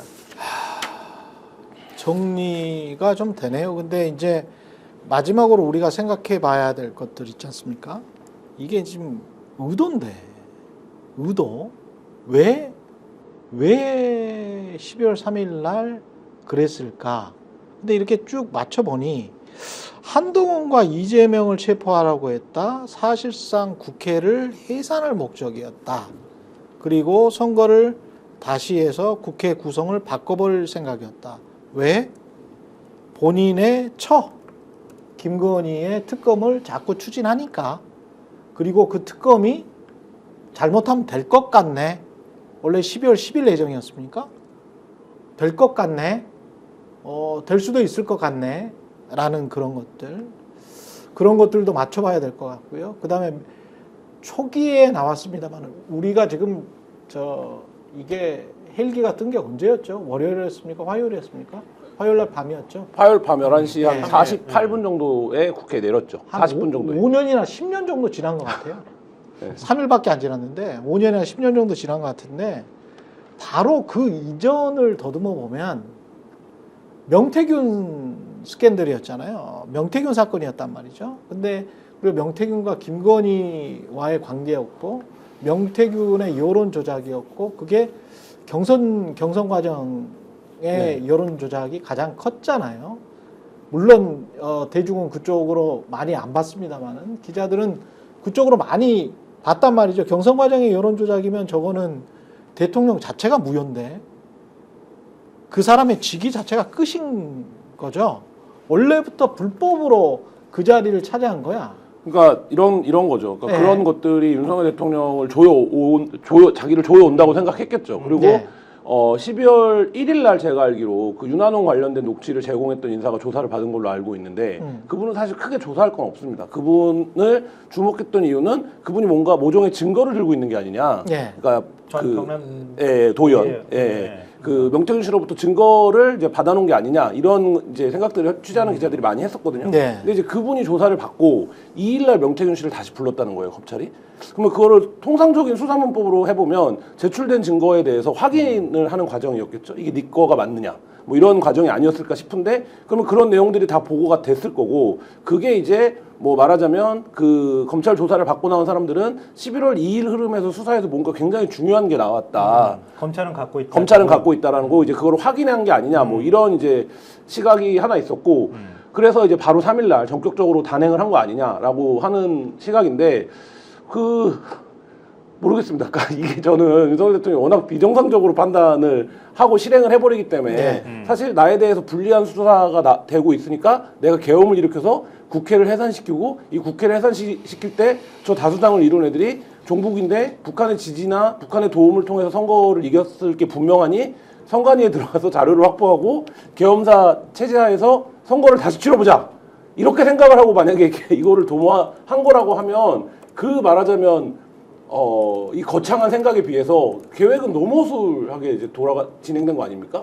그렇죠. 그리고 저도 현장에 있었습니다만 현장에 온 군인들에 대해서 이런저런 말들이 있지만 제가 볼 때 그날 제일 당황한 무리 중에 하나가 그 군인들이에요. 그렇죠. 네. 네. 그렇죠. 그러니까 오늘 뭐 조선일보가 일면에 보도를 했습니다만 그 707 특임대가 맘먹었으면 10분 안에 해결했겠죠. 근데 안 들어오거든요. 그렇지. 네. 군인이 직접 얘기해요. 우리가 마음을 먹었으면 그럼 10분, 15분 안에 다 아이, 끝내고 그렇지. 그럼 끝냈다. 707 정도면 얼마든지 부수로 네. 들어갈 수 있지. 그 사람들 그거 안 일당백인데. 그리고 지금 예. 뭐 전해지고 있는 당일의 혼선도 엄청났다는 거 아닙니까? 지금 1공수가 들어오는데 헬기가 항공허가를 안 내줘갖고 근데 공군 장교가 물어봤다는 거 아닙니까? 너네 이거 왜 들어오는 거냐 서울 시내로. 근데 그러니까 그렇게 물어봤겠죠. 항공허가를 내달라고 하니까. 그러니까 이제 말할 수 없다고 했겠죠. 네. 그러니까 뭐 이 사람은 자기 직무를 해야 되니까 그러면 뭐 안 된다고 했겠죠. 그 과정에서 한 25분 이상이 소요됐다라는 거거든요. 그리고 헬기가 들어왔는데 707은 이미 그때 제가 알기로는 그 국회 뒤쪽에 와 있었습니다. 야. 그러니까 그런 상황인데 이제 임무가 달랐던 거죠. 왜냐면 1공수가 들어가서 국회를 다 점령을 해놓으면 707이 들어가서 임무를 수행하는. 그러니까 먼저 1공수가 와서 국회를 점거를 하고 있어야 그쵸. 707이 들어가서 체포를 하는데 그렇죠. 1공수가 헬기를 타고 와야 되는데 안 오니까 네. 707은 갈 수가 없는 거죠. 작전 순서가 안 맞으니까. 맞으니까. 그러니까 707은 앉아가지고 뉴스나 보고 있는 거죠. 근데 네. 명령 시점에 관해서는 어떻게 생각하세요? 어젯밤에 뉴스타파 보도에 중앙선관위에 그 진입한 시점이 있지 않습니까? 계엄 담화를 하고 난 다음에 윤석열이 계엄 담화를 하고 난 다음에 6분 후에 중앙선관위에 도착했다라는 거잖아요. 국회도 원래 11시 정각에 점령을 끝내는 계획이었다고 해요. 예. 근데 그 앞에서부터 좀 시간표가 꼬인 건데 원래 10시에 예고가 돼 있었습니다. 대통령 담화가. 근데 실제로는 23분쯤에 시작을 했죠. 스트리밍 예고 동영상이 계속 나왔는데 그 과정에서 어떤 국무위원인지 모르지만 국무위원이 정족수에 맞춰서 의결을 해야 된다라고 얘기를 했다라는 거 아닙니까? 예. 그 얘기인 즉슨 그 당시까지 9명 있었다는 거거든요. 9명 혹은 7명 있었다는 건데 그럼 2명을 기다렸다고 지금 보도가 되고 있는 거 아닙니까? 그 11명을 맞추느라고 시간은 상당히 오래 걸렸고 그러면 그 얘기는 또 뭡니까? 만약에 그냥 지대로 진행했으면 국무회의도 제대로 심의를 안 하고 국무회의 건너뛰는 거였고 네. 포고령도 원본은 뭐예요? 22시에 발령입니다. 그쵸. 22시에 포고입니다. 계엄령 선포와 한 함께 시간. 포고령 나오는 거였어요. 계엄령 선포, 포고령 나오고 그리고 국회 점거하고 그리고 체포 들어가고 그리고 선관위 치고 이거는 23시 동시에 이루어지는 거예요. 그렇죠. 포고령은 22시에 나오고 자, 원래 그런 건데 국무회의가 9시쯤에 시작했죠. 네, 국무회의가 9시쯤에 이게 시작했다고. 그래서 국무회의도 사실상 건너뛰고 형식적이었죠. 그렇죠. 22시에 대통령이 말과 함께 포고령이 나와야 되는데 거기서 말씀하신 것처럼 총리, 국무위원 이런 사람들이 어영부영 안 됩니다. 무슨 정족수를 맞춰야 됩니다. 이 요건이 안 맞으면 나중에 문제가 됩니다. 그러면 국무위원 누구 불러와라. 왜 안 오냐. 어영부영. 그래서 이 얘기를 하는 것 자체가 10시 뭐 23분인가가 되고 그렇죠. 그 다음에 10시 23분인가 된 다음에 포고령을 이제 내라. 계엄사령관이 너니까 계엄사령관 그전까지는 자기가 계엄사령관인지도 모르고 있다가 그렇지. 계엄사령관한테 내라라고 포고령을 줬더니 계엄사령관은 저기 이게 법적 요건에 맞아야 되는데요 뭐 이러고 그렇지. 어떡하지 이러고 네. 그래서 김용현 당시 장관이 이거 맞는 거야 빨리 포고를 해 그랬더니 이 계엄사령관은 근데 여기 글씨가 틀렸습니다 22시라고 돼 있는데 23시로 바꿔야 됩니다 뭐 이러고 22시라고 돼 있었어요. 그렇죠 이게 글씨가 틀렸다 22시인데 자, 여기 23시입니다 굉장히 중요한 대목인데요. 그래서 제가 원래 그 예. 22시에 나오는 거라고 지금 그렇습니다. 그래서 말씀드린 거예요. 뉴스타파 보도를 보면 그리고 이 자에 굉장히 좀 비겁한 자거든요. 그러면 법대로 안 해요. 법대로 하는 것처럼 보이게 할 뿐이야. 이 자는 이자와 김용현은 9시에 국무회의가 법대로 된다면 법적 절차대로 한다면 9시에 국무회의에서 국무회의가 소집이 되고 거기에서 국무위원들이 의결을 해야 되는 절차가 필요합니다. 근데 9시 이전에 제가 보기에는 이미 군부대 명령이 하달이 돼 있었어. 준비하고 있던 부대가 있죠. 예. 이 모든 절차를 시작하기 전에 이미 다 세팅했습니다. 계엄에 대한 준비를 했고 그 지시를 한 자는 윤석열과 김용현이잖아요. 그러면 국무회의를 사실상 스킵한 거야. 형식적으로는만 국무회의를 했지 그 전에 이미 지시를 했다는 거거든요. 그러면 군부대의 수방사 사령관 등에게 지시한 시점을 알아봐야 됩니다. 이거는 왜냐하면 법적으로도 네. 내란의 중요한 근데 성립 요건이기 그렇게 때문에. 얘기하면 예. 일부 국무위원들이 책임을 회피할 가능성이 있어요. 그러니까 무슨 얘기냐면 예. 내란은 네 등급으로 내란의 가담자를 구분하는데 예. 국무위원들이 그 자리에서 어떤 논의를 했건 어떤 찬반을 밝혔건 그 국무회의를 했다는 것 자체가 내란 동조입니다. 그러니까 그 국무회의에 참여하고 그 논의를 한 거잖아요. 그 실행이 되기 전에 그게 거기까지가 내란 모의예요. 그리고 내란 수계는 해봐야겠지만 지금 김영현 국방장관 다 뒤집어 쓰고 가려고 하는 분위기인데 그렇게 안 되는 겁니다. 왜냐하면 이거는 윤석열 대통령이 발표한 거기 때문에 내란 수계는 윤석열이고 그렇죠. 그러니까 전두환 노태우 관계를 생각하면 되겠죠. 그렇지. 김영현 국방장관은 노태우 같은 정도 그렇죠. 위치로 봐야 되는 거고 예. 그럼 이 둘이 사실상의 내란 수계인 거고 그걸 논의했던 국무위원들이 다 내란에 이제 공모를 한 거고 실제로 출동했던 부대의 책임자들 있지 않습니까? 예. 이들도 모두 내란 그렇지. 수계 집단인 거예요. 그러니까 그리고 한덕수 총리가 계속 마치 자기는 국무회의에서 합리적으로 요거를 말렸고 그리고 이 모든 소동이 국회의 이 해제 건의로 풀리는 과정에서도 윤석열 대통령이 수용을 안 하려고 그랬는데 예. 이거를 자기가 법의 요건에 맞아야 되기 때문에 수용해야 됩니다라고 설득했고 지금도 오늘도 무슨 메시지를 냈는데 뭐요? 한덕수? 모든 예. 국무위원과 공직자는 맡은 바 소임을 다해달라. 마치 이거거든요. 내가 앞으로 권한 대행이야 얘들아. 얘들아 나는 정상인이니까 걱정 말고 여기 잘 있어. 이런 식인 건데 내가 권한 대행이다라는 거거든요. 지금 이건 네. 계속 요런 스탠스인데 그게 아니고 지금 김한 기자님이 지적해 주신 대로 이 가담을 한 국무원들이에요. 맞지 않았잖아요. 최소한 한덕수 총리도 국수본에 가서 피의자로 그럼요. 수사를 받아야 돼. 그럼요. 그러니까 만약에 네. 나는 이 내란과 정말 상관없어요라고 얘기를 할 거였으면 법무부 감찰관이었던 류혁처럼 행동하다가 그렇지. 우리가 서울에 보면서 그렇지. 봤던 장태환처럼 그렇지. 행동해야 되는 거야. 난 이거 반대하는데 니네 뭐 하는 짓이냐. 네. 이렇게 나왔어야 되는데 그런 적극적인 의사를 밝히지 않고 그 회의에 참석을 했고 그 후에 내란이 최종적으로 계엄이 해지가 됐을 때 이들이 지금 어떻게 하고 있는 겁니까? 그냥 하고 있는 거예요. 그렇지. 그렇다고 보면 이 정부에서 했던 이 내란에 적극적 공모가 아니더라도 어쨌든 가담하고 이 내란이 가능하도록 지금 기능해주고 있는 거거든요. 그러니까 이 점에 대해서 반드시 지적이 있어야 됩니다. 그러니까 그 김용현 말고 이상민은 빼박이다. 이상민은 국무회의 열리기 전에 이미 올라왔다 서울로. 아 그래요? 네. 지방 지방 일정이 지방 하다가 일정하다가. 5시 무렵쯤에 급히 연락을 받고 서울로 올라왔다는 거예요. 그러니까 이상민은 굉장히 중요한 위치잖아요. 그렇죠. 경찰 병력을 움직일 수 있는 사람이기 그렇습니다. 때문에. 예. 그러니까 이상민은 최소한 미리 들었다. 음. 자기는 자기 입으로 뭐 반대했다는 식으로 얘기를 하지만 그거는 그냥 자기 말일 뿐이고 예. 거고 실제로 계엄이라고 하는 거를 미리 사전에 들었다고 하면 그때부터 행동에 옮겼어야 한다. 행동에 옮기지 그렇죠. 않은 행위 자체가 이미 내란 음모에 같이 가담을 했다고 볼 수 있는 거고요. 오늘 한겨레신문 보도에 따르면은 그때 그 계엄 국무회의 때 공개적으로 반대 입장을 표명한 국무위원은 3명이다. 그러니까 최상목 부총리, 조태열 외교부 장관, 조기용 보건복지부 장관. 나머지 한덕수, 김영호 통일, 이상민 행안, 김용현 국방, 송미령 농림 이 장관들은 뚜렷하게 반대는 하지 않았다. 이렇게 얘기를 하고 있거든요. 예. 이 사람들도 역시 같은 문제로 처벌받을 수 있다. 이렇게 봐야 한덕수도 돼요. 내란 동조자일 수가 있네요. 지금. 동조자죠. 상황은. 지금 상황. 예. 빼박이죠 빼박. 권한대행이라는 이유로 이제 그거 회피하려고 덤빌 가능성이 굉장히 높죠. 나 만약에 없으면- 증거가 정지되면. 나 없으면 이 혼란한 국가는 누가 책임지느냐 뭐 이런 거예요 지금 태도가. 예. 다행히도 경제부총리가 내란을 반대를 했다면 그러면 바로 그냥 경제부총리는 당연하지. 경제에 미칠 영향이 너무 큰데. 아니 서열이 2위거든 최상목이. 그렇지. 최상목은 그렇지. 정부 국무총리 다음에는 경제부총리 아니야. 그렇죠, 그렇죠. 그러면 경제부총리가 그냥 이어서 하면 돼. 한덕수가 꼭 할 필요는 없어요. 예, 그렇습니다. 서열이 다시 한번 그럼 봐야 되겠다. 그러니까 네. 위기 상황일 때 어떤 서열로 지금 내려가는지. 아니 정부 내에서는 네. 경제부총리가 그렇죠. 서열 국무총리 맞지. 다음은 맞습니다. 그거는 근데 맞는데 그건 한번 따져봐야 돼요. 위기 상황일 때 어떻게 서열로 내려가는지 왜냐면- 한번 확인해 봐야 돼. 왜냐면은 근데 우리가 사실은 이 정부에서는 잠깐 잊고 있는데 음. 제가 알기로는 부총리 2명입니다.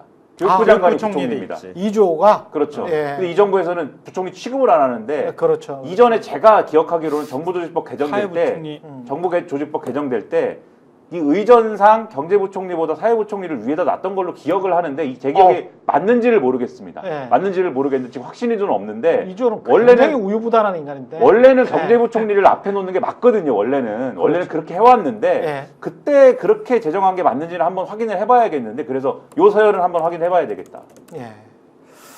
그리고 제가 좀 이상한 게 지금 김한 기자는 굉장히 좀 지금 바쁠 수밖에 없습니다. 확인 전화를 해야 예, 됩니다. 확인 전화하고 지금 기사 쓰고 뭐 난리가 아닌데요. 그럴 수밖에 없죠. 왜냐하면 한겨레 20일 제가 알기로 아마 이번 주에 예. 이제 잡지가 나온 거잖아요. 이미. 예. 아마 오늘 나와야 되는데 예. 그 특집이 음. 내란죄입니다. 그럴 수밖에 없죠. 그렇죠. 근데 이게 지금 또 다른 또 우리가 주목해야 될 포인트가 해지를 한 시각이 1시 3분인가 그렇잖아요. 그렇죠. 이렇게 해서? 국회에서 의결한 게. 근데 바로 즉시 그거를 해지를 시켰어야 되는데 4시 반인가 그 해지 담화문이 나왔단 말이죠. 윤석열 씨가 대통령으로서 담화문을 한 거야.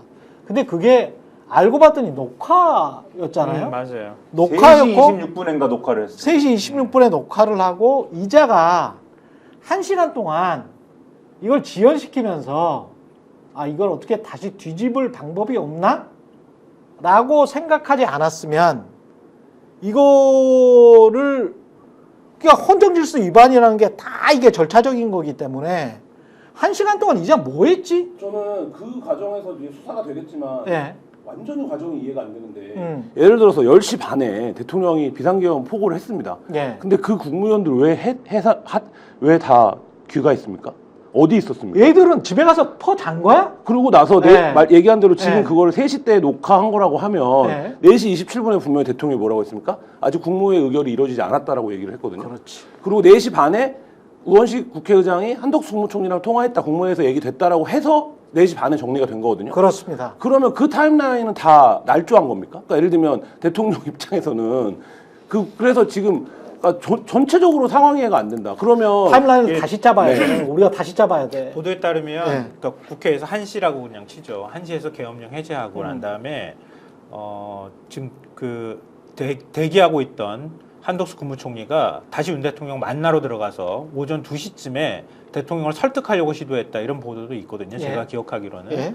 근데 대통령이 완강하게 거부했다 이런 얘기가 있어요. 그렇죠. 예, 그랬다가 3시 한 반쯤에 아까 얘기 나왔던 것처럼 녹화하고 그리고 요거에 조금 덧붙이면 또 어떤 보도가 있냐면 예. 김용현 씨하고 예. 이 윤석열이라는 자가 벙커로 들어갔다는 얘기가 있습니다. 있죠. 벙커로 국회가 들어갔죠. 의결한 다음에 네, 국회 네. 의결 다음에 음. 김용현하고 둘이 어제 사실 국회에서 그 얘기를 한 거잖아요. 이 육참 총장이라는 자 계엄사령관 네. 계엄사령관하고 셋이 벙커까지 갔고 벙커에 뭐 방에 김용현하고 아니. 윤석열이라는 자하고 둘이 갔고 정군 지휘관회의를 합참 벙커에서 아예 해버렸다고 했을 때 그 지휘관회의가 있었던 자리에서 김용현이 반말 섞어가면서 막 군인들한테 장성급들한테 막 지시를 내렸다고 얘기를 하고 그렇죠. 그러고 난 다음에 해제할 때 대통령이 와서 그 벙커 안에 사무실로 들어갔다. 그리고 국방부 차관은 거기에 들어가지 않았고 지금 그래서 박한수가 얘기를 해야 돼요. 박한수는 그 자리에 같이 있었거든. 그렇죠.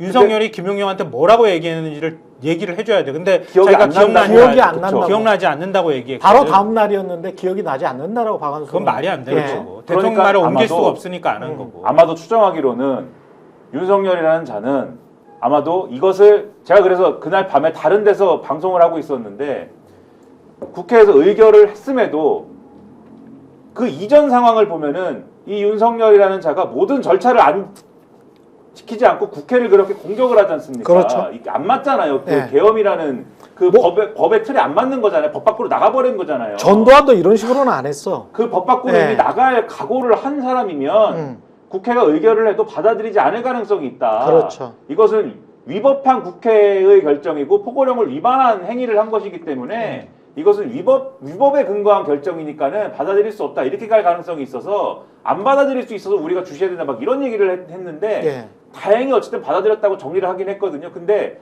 아무튼 그 모의를 거기서 하고 그리고 이것이 계속 설득이 안 되는 과정이 실랑이를 하는 과정이 제가 볼 때는 한 3시 이전까지 있었고 예. 저는 아마도 이거는 저의 그냥 순수한 내피셜인데 미국이 뭔가의 메시지를 줬을 가능성이 있다. 충분히 미국이 있지. 빨리 국회가 의결까지 했으면은 뭔가를 메시지를 내라라고 그렇지. 강권했을 가능성이 있고 그렇습니다. 맞아요. 미국의 강권까지 나와서 일단은 대통령이 3시 반에 녹화를 했을 가능성이 있다. 왜 녹화를 했느냐? 그때 모종의 이유로 국무회의를 할 수가 없는 상황이었다. 왜 국무회의를 할 수가 없느냐? 윤석열이라는 자가 그 이전에 계엄 선포할 때 국무회의를 하려고 했는데 다 뭐 반대를 하고 막 뜨뜻미지근하고 그러니까 가라고 했을 것이다. 저의 추측입니다. 가라? 너희는 다 꺼져라. 꺼져. 꺼져라. 그러지 않으면 그 사람들이 거기에 왜 없습니까? 타임라인이 복원된 타임라인을 보면 1시 2분에 이제 국회가 의결하는데 2분 이후에 윤석열 대통령이 합참 통제실에 왔었다는 거예요. 그러면 사실 이 정상적이지 않죠. 왜냐하면 10시 반에 국무회의 10시 때 국무위원들이 다 모여 있었던 거 아닙니까? 그러면 1시 2분이면 1시간 반이에요. 근데 그 1시간 반 사이에 얘기한 대로 국무위원들은 흩어졌고 대통령 국회에서 해제 의결이 났는데 합참 통제실을 다시 방문했다는 겁니다. 그리고 정확한 시간은 아닙니다만 한덕수 총리가 들어온 게 새벽 2시 무렵으로 지금 확인이 되는데 조규용 보건복지부 장관은 뭐라고 얘기하냐면 2시에 문자가 왔다는 거예요.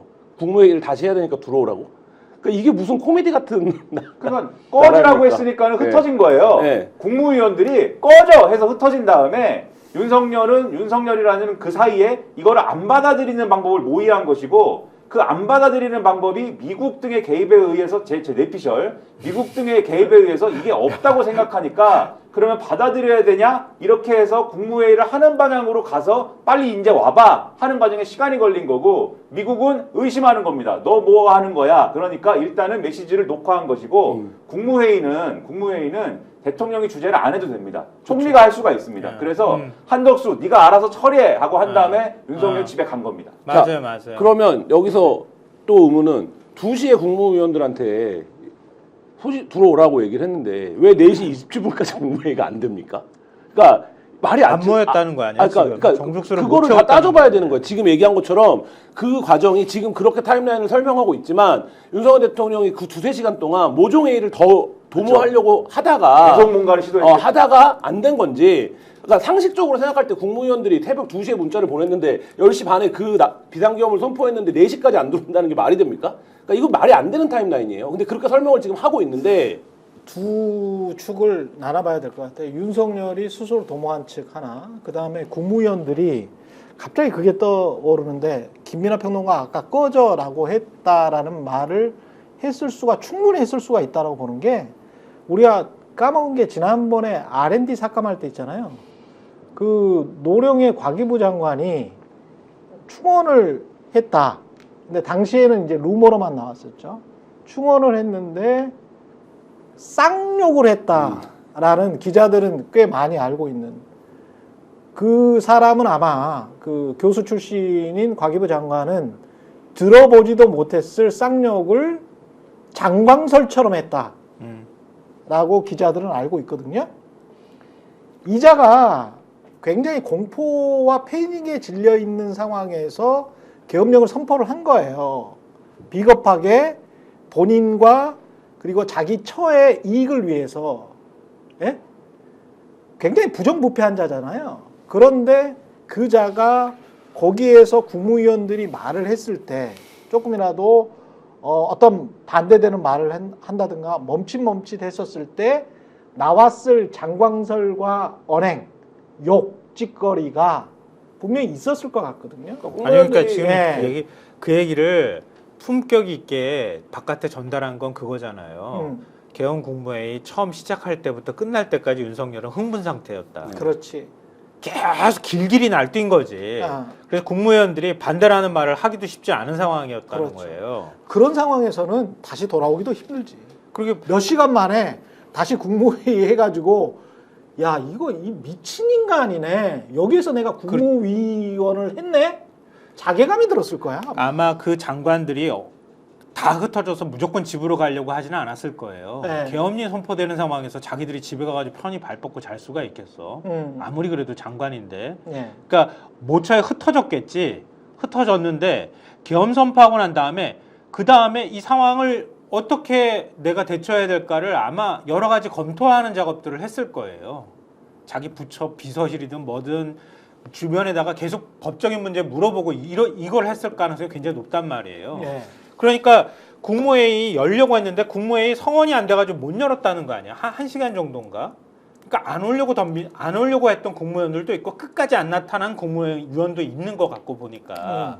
그리고 온다 하더라도 대통령이 주재하는 국무회에 참석 안 하려고 했을 가능성도 있는 거고. 그렇죠. 그러니까 결국은 한독수 손으로 계엄령을 해제하잖아요. 국무회의 때. 그러니까 윤석열은 자기 뜻대로 국무위원들이 움직이지 않는 상황에서 결국은 계엄령 해제 동영상 찍고 자기들은 자기대로 가버린 거고. 그렇죠. 그리고 네. 만약에 지금 소설 같은 얘기가 실제 현실 같아가지고 지금 더 소설 같은 얘기를 하나 덧붙이자면 1시부터 한 3시 반 정도 사이에 윤석열이 뭐 했을까를 우리가 생각한다면 김용현하고 예. 가장 먼저 해야 할 사람은 그거겠죠. 수방사령관, 특전사령관한테 더 병력 더 투입해서 해보자.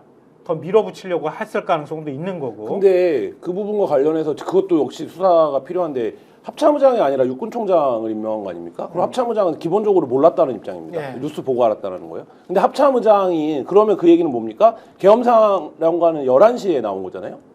그러면 10시부터 11시 사이에 병력 이동을 합참의장한테 보고를 안 하고 했다? 근데 이거예요. 일단 지금 기본적으로는. 근데 합참의장이 만약에 10시 때 이거 내 허가도 안 떨어졌는데 병력이 왜 움직여? 그래서 합참의장이 뭔가를 도모했으면 내전 그랬을 북주전 가능성. 상황입니다. 그랬을 가능성도 네. 있지. 중지시켜 하면서 그렇지. 중지시키라고 움직이지 했는데 마. 왜 말을 안 들어? 너 누구 빨리 네 부대 이동시켜서 막아 이랬으면 그렇죠. 예, 말씀하시는 맞아요. 거예요. 그러니까 그런 거를 시도하려고 하고 막으려고 하고 뭐 굉장히 복잡한 상황이 벌어졌을 수 있고 애초에 장갑차나 이런 것들 투입하려고 했는데 그때부터도 이건 안 됩니다 막았다는 거 아니에요. 예. 근데 진짜 이걸 가지고 쿠데타를 하려고 마음먹었다고 하면 이걸 그냥 한번 밀어붙였으니까 끝까지 확 밀어붙인다고 생각을 했다고 하면은 군을 더 확실하게 움직이려고 시도했을 가능성이 충분히 있는 거죠. 그러니까 저는 그런 과정에서 놓고 보면 물론 비상계엄이라든지 이런 내란이 상상하기 사실 매뉴얼은 있겠지만 현실감은 사실 없는 거잖아요. 그러니까 말하자면 합참의장이나 이런 사람들조차도 그 상황에서 정말로 그가 패싱당한 거라고 하면 이게 뭐지? 그럼 당연히 합참의장으로서 해야 될 직분이 있는 거잖아요. 그렇죠. 근데 그거 안 하고 있었던 거니까 이게 뭐야? 왜 계엄을 하고? 그러니까 그런 걸로 보면 윤석열 대통령을 정점으로 하는 이 정부의 어떤 시스템, 기강 완전히 이게 망가졌습니다. 완전히 망가져 있다. 이게 네. 역설적으로 또 예. 아까 이제 그 김용현 얘기 윤석열에 대해서 설명한 얘기 제가 동아일보 보도된 거 전해드렸잖아요. 제 생각은 뭐냐면 윤석열은 애초부터 정상적인 상태가 아니었던 거야. 예. 그러니까 자유민주주의 수호라고 하는 말이 나오고 반국가 세력이라는 말이 나왔을 때부터 이미 자기 뜻대로 국정이 움직여지지 않는 것에 대해서 예. 민주당은 확실하게 일종의 적으로 간주하고 행동하기 시작했다. 그걸 동아일보가 이전에 반국가 세력이란 발언이 시작된 것부터 시작해가지고 발언들을 비교했잖아요. 처단한다는 것도 윤 대통령이 그 이전에 2차례나 사용한 적이 있다 이렇게 얘기를 하고 있거든요. 예. 이 얘기는 포고령도 윤 대통령이 직접 썼다고 보는 게 맞을 것 같아. 제가 볼 때는. 예. 그러니까 정상적이지 않은 상태에서 계속 그동안에 국정 운영을 했고 그 스타일이 그대로 국정에 투사되어 있는 상태에서 그동안에 끌고 왔다 국정을. 거기에 말씀하셨던 것처럼 자기와 자기 처와 관련되어 있는 그렇죠. 굉장히 불안한 상황 예. 이런 게 덧붙여지니까 어느 순간에 꼭지가 완전히 딱 돌면서 그러면서 계엄령까지 갔다고 보여요. 제가 볼 때는. 그러니까 이건 마지막으로. 절대로 하루라도 대통령 네. 자리에서 둬서는 안 되는 사람이었던 거예요. 이 이야기를 애초부터. 나중에는 이제 좀 더 심도 있게 이야기를 해야 되겠습니다만은 결국은 윤석열 씨가 믿었던 거는 우리가 광화문이나 세종로에서 흔히 옆에서 보면서 혀를 끌끌 차고 아이고 나이 드신 분들이 교육을 못 받고 민주주의 교육을 못 받고 고생하십니다 라고 끌끌 혀를 차고 불쌍하게 생각했던 나이 드신 분들 중에서도 굉장히 좀 극단적인 분들 이른바 아스팔트 우파라고 부르는 사람이 대통령까지 올라갔고 그리고 계속 그런 목소리를 극우 유튜브들을 통해서 들었고 확증 편향에 사로잡혀서 정복몰이를 하면서 자기를 정당화한 과정이거든요. 그렇죠. 예, 이거는 굉장히 좀 유심히 봐야 되겠다.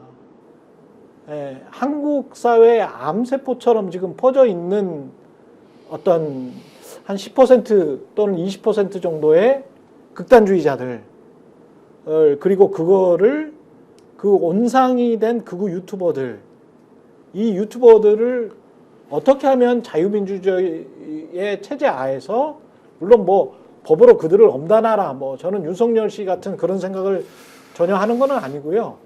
우리가 시민사회 내에서 어떻게 이 사람들을 잘 소수의 목소리로 잘 이렇게 잔디 깎듯이 깎아낼 수 있을 것인가. 저는 그런 네. 극우 유튜버들이 뭐 존재하는 거를 뭐 말씀하신 대로 윤석열 대통령이 많이 오염시켰던 자유민주주의라는 체제 하에서 뭐 도모할 수 있는 방법이 사실 많지 않잖아요. 그렇죠. 그래서 제가 뭐 예전에도 농담처럼 얘기했더니 저는 이제 주요한 정치 나오는 선거나 임명직에 하는 사람들 자기 유튜브 아이디 제출해야 돼요. 알고리즘 보고 뽑아야 됩니다.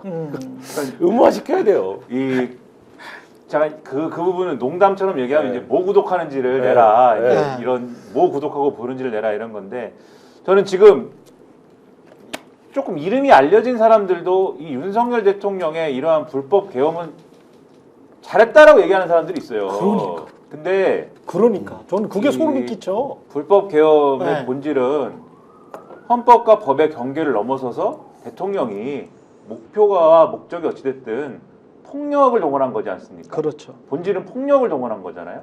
그러니까 법으로 허가되는 공권력을 정당하게 행사한 것이 아니라 폭력을 동원한 것이에요. 폭력을 통해서 자신이 겪고 있는 사적 문제를 해결하라고 한 것입니다. 이거는 정확하게 뭐냐면 이것은 요것을 지지한다고 말하는 것은 파시스트입니다. 정확하게. 그렇죠. 그러면 지금 이 계엄령을 선포한 불법 계엄을 선포한 것을 지지하고 좋다고 말하는 사람은 파시즘이에요. 파시스트입니다. 예. 제가 볼 때는. 예. 그러면 제가 이 사람들을 뭐 어떻게 하자고 말씀드리는 게 아니라 우리 사회가 자유민주주의에서는 어떻게 할 수는 없어요. 그들을. 우리 사회가 이 사람들에 대한 정확한 평가를 내려야 된다는 거예요. 그렇습니다. 이 사람들은 그렇죠. 파시스트라고 불러야 합니다. 그 정도밖에 우리가 할 수 있는 건 없어요. 그게 이제 자유민주주의입니다. 그 사람들이 예.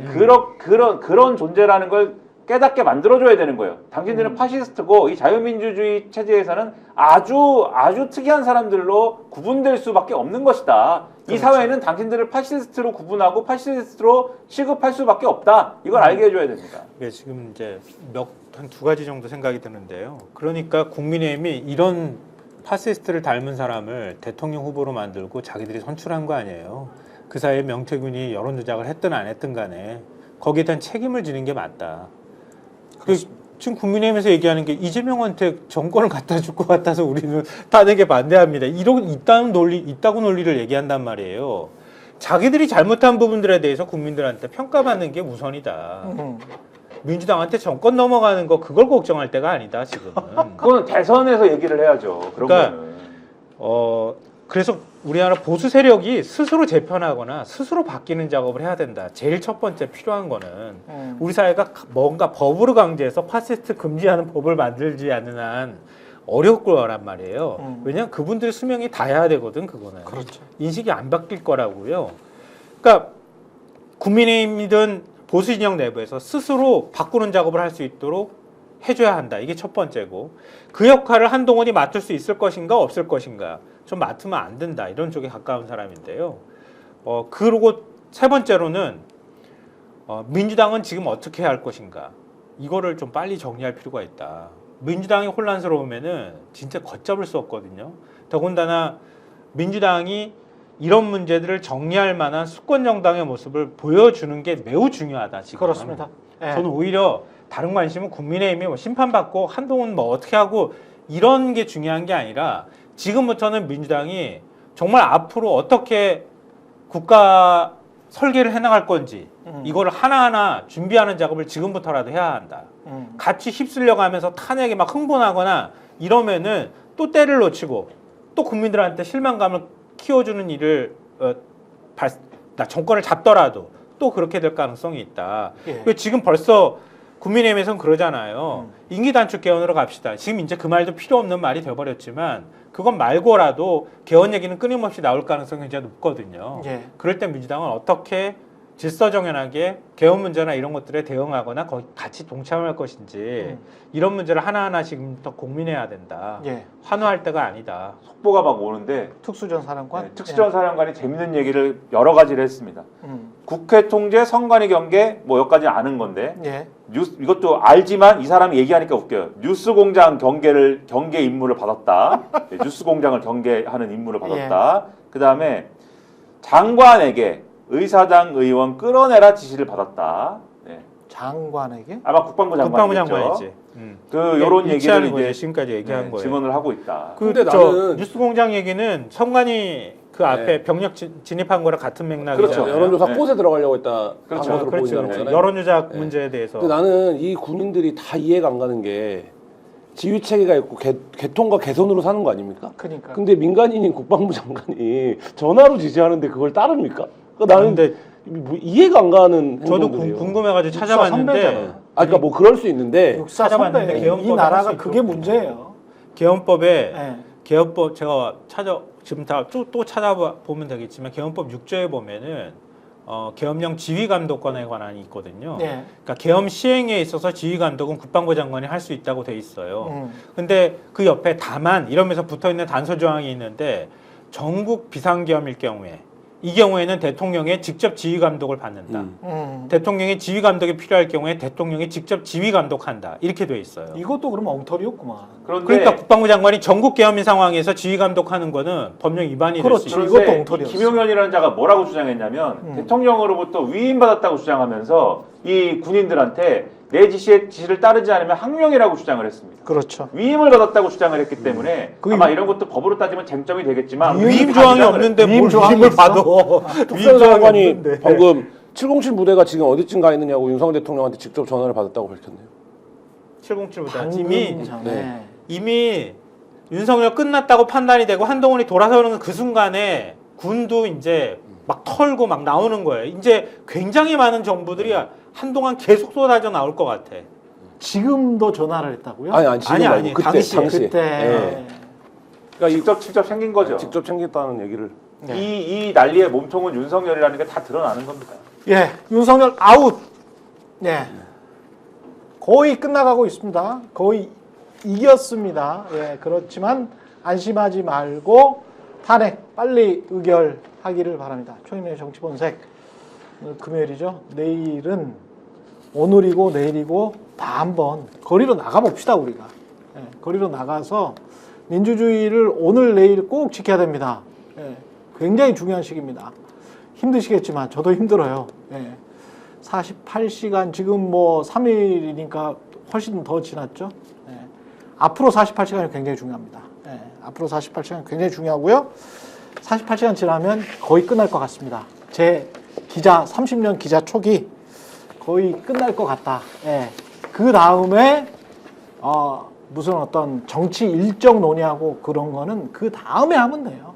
그 다음에 하면 되니까 지금 절대 지금은 민주주의를 지키려는 유권자들과 그것에 조금이라도 반기를 드는 나머지 것들과의 싸움으로 만들어야 되고 그런 싸움입니다. 지금 현재 상황이. 예. 최인의 정치본색 여기까지 하겠습니다. 김성환 시사평론가, 김한 한겨레 기자, 김민아 시사평론가와 함께했습니다. 고맙습니다. 감사합니다. 스픽스는 말하는 언론입니다. 대세는 유튜브, 그중에서 스픽스. 좋아요, 댓글, 구독, 알림 설정. 여러분이 저희를 사랑해 주시고 우리가 여러분을 사랑하는 4가지 방법입니다.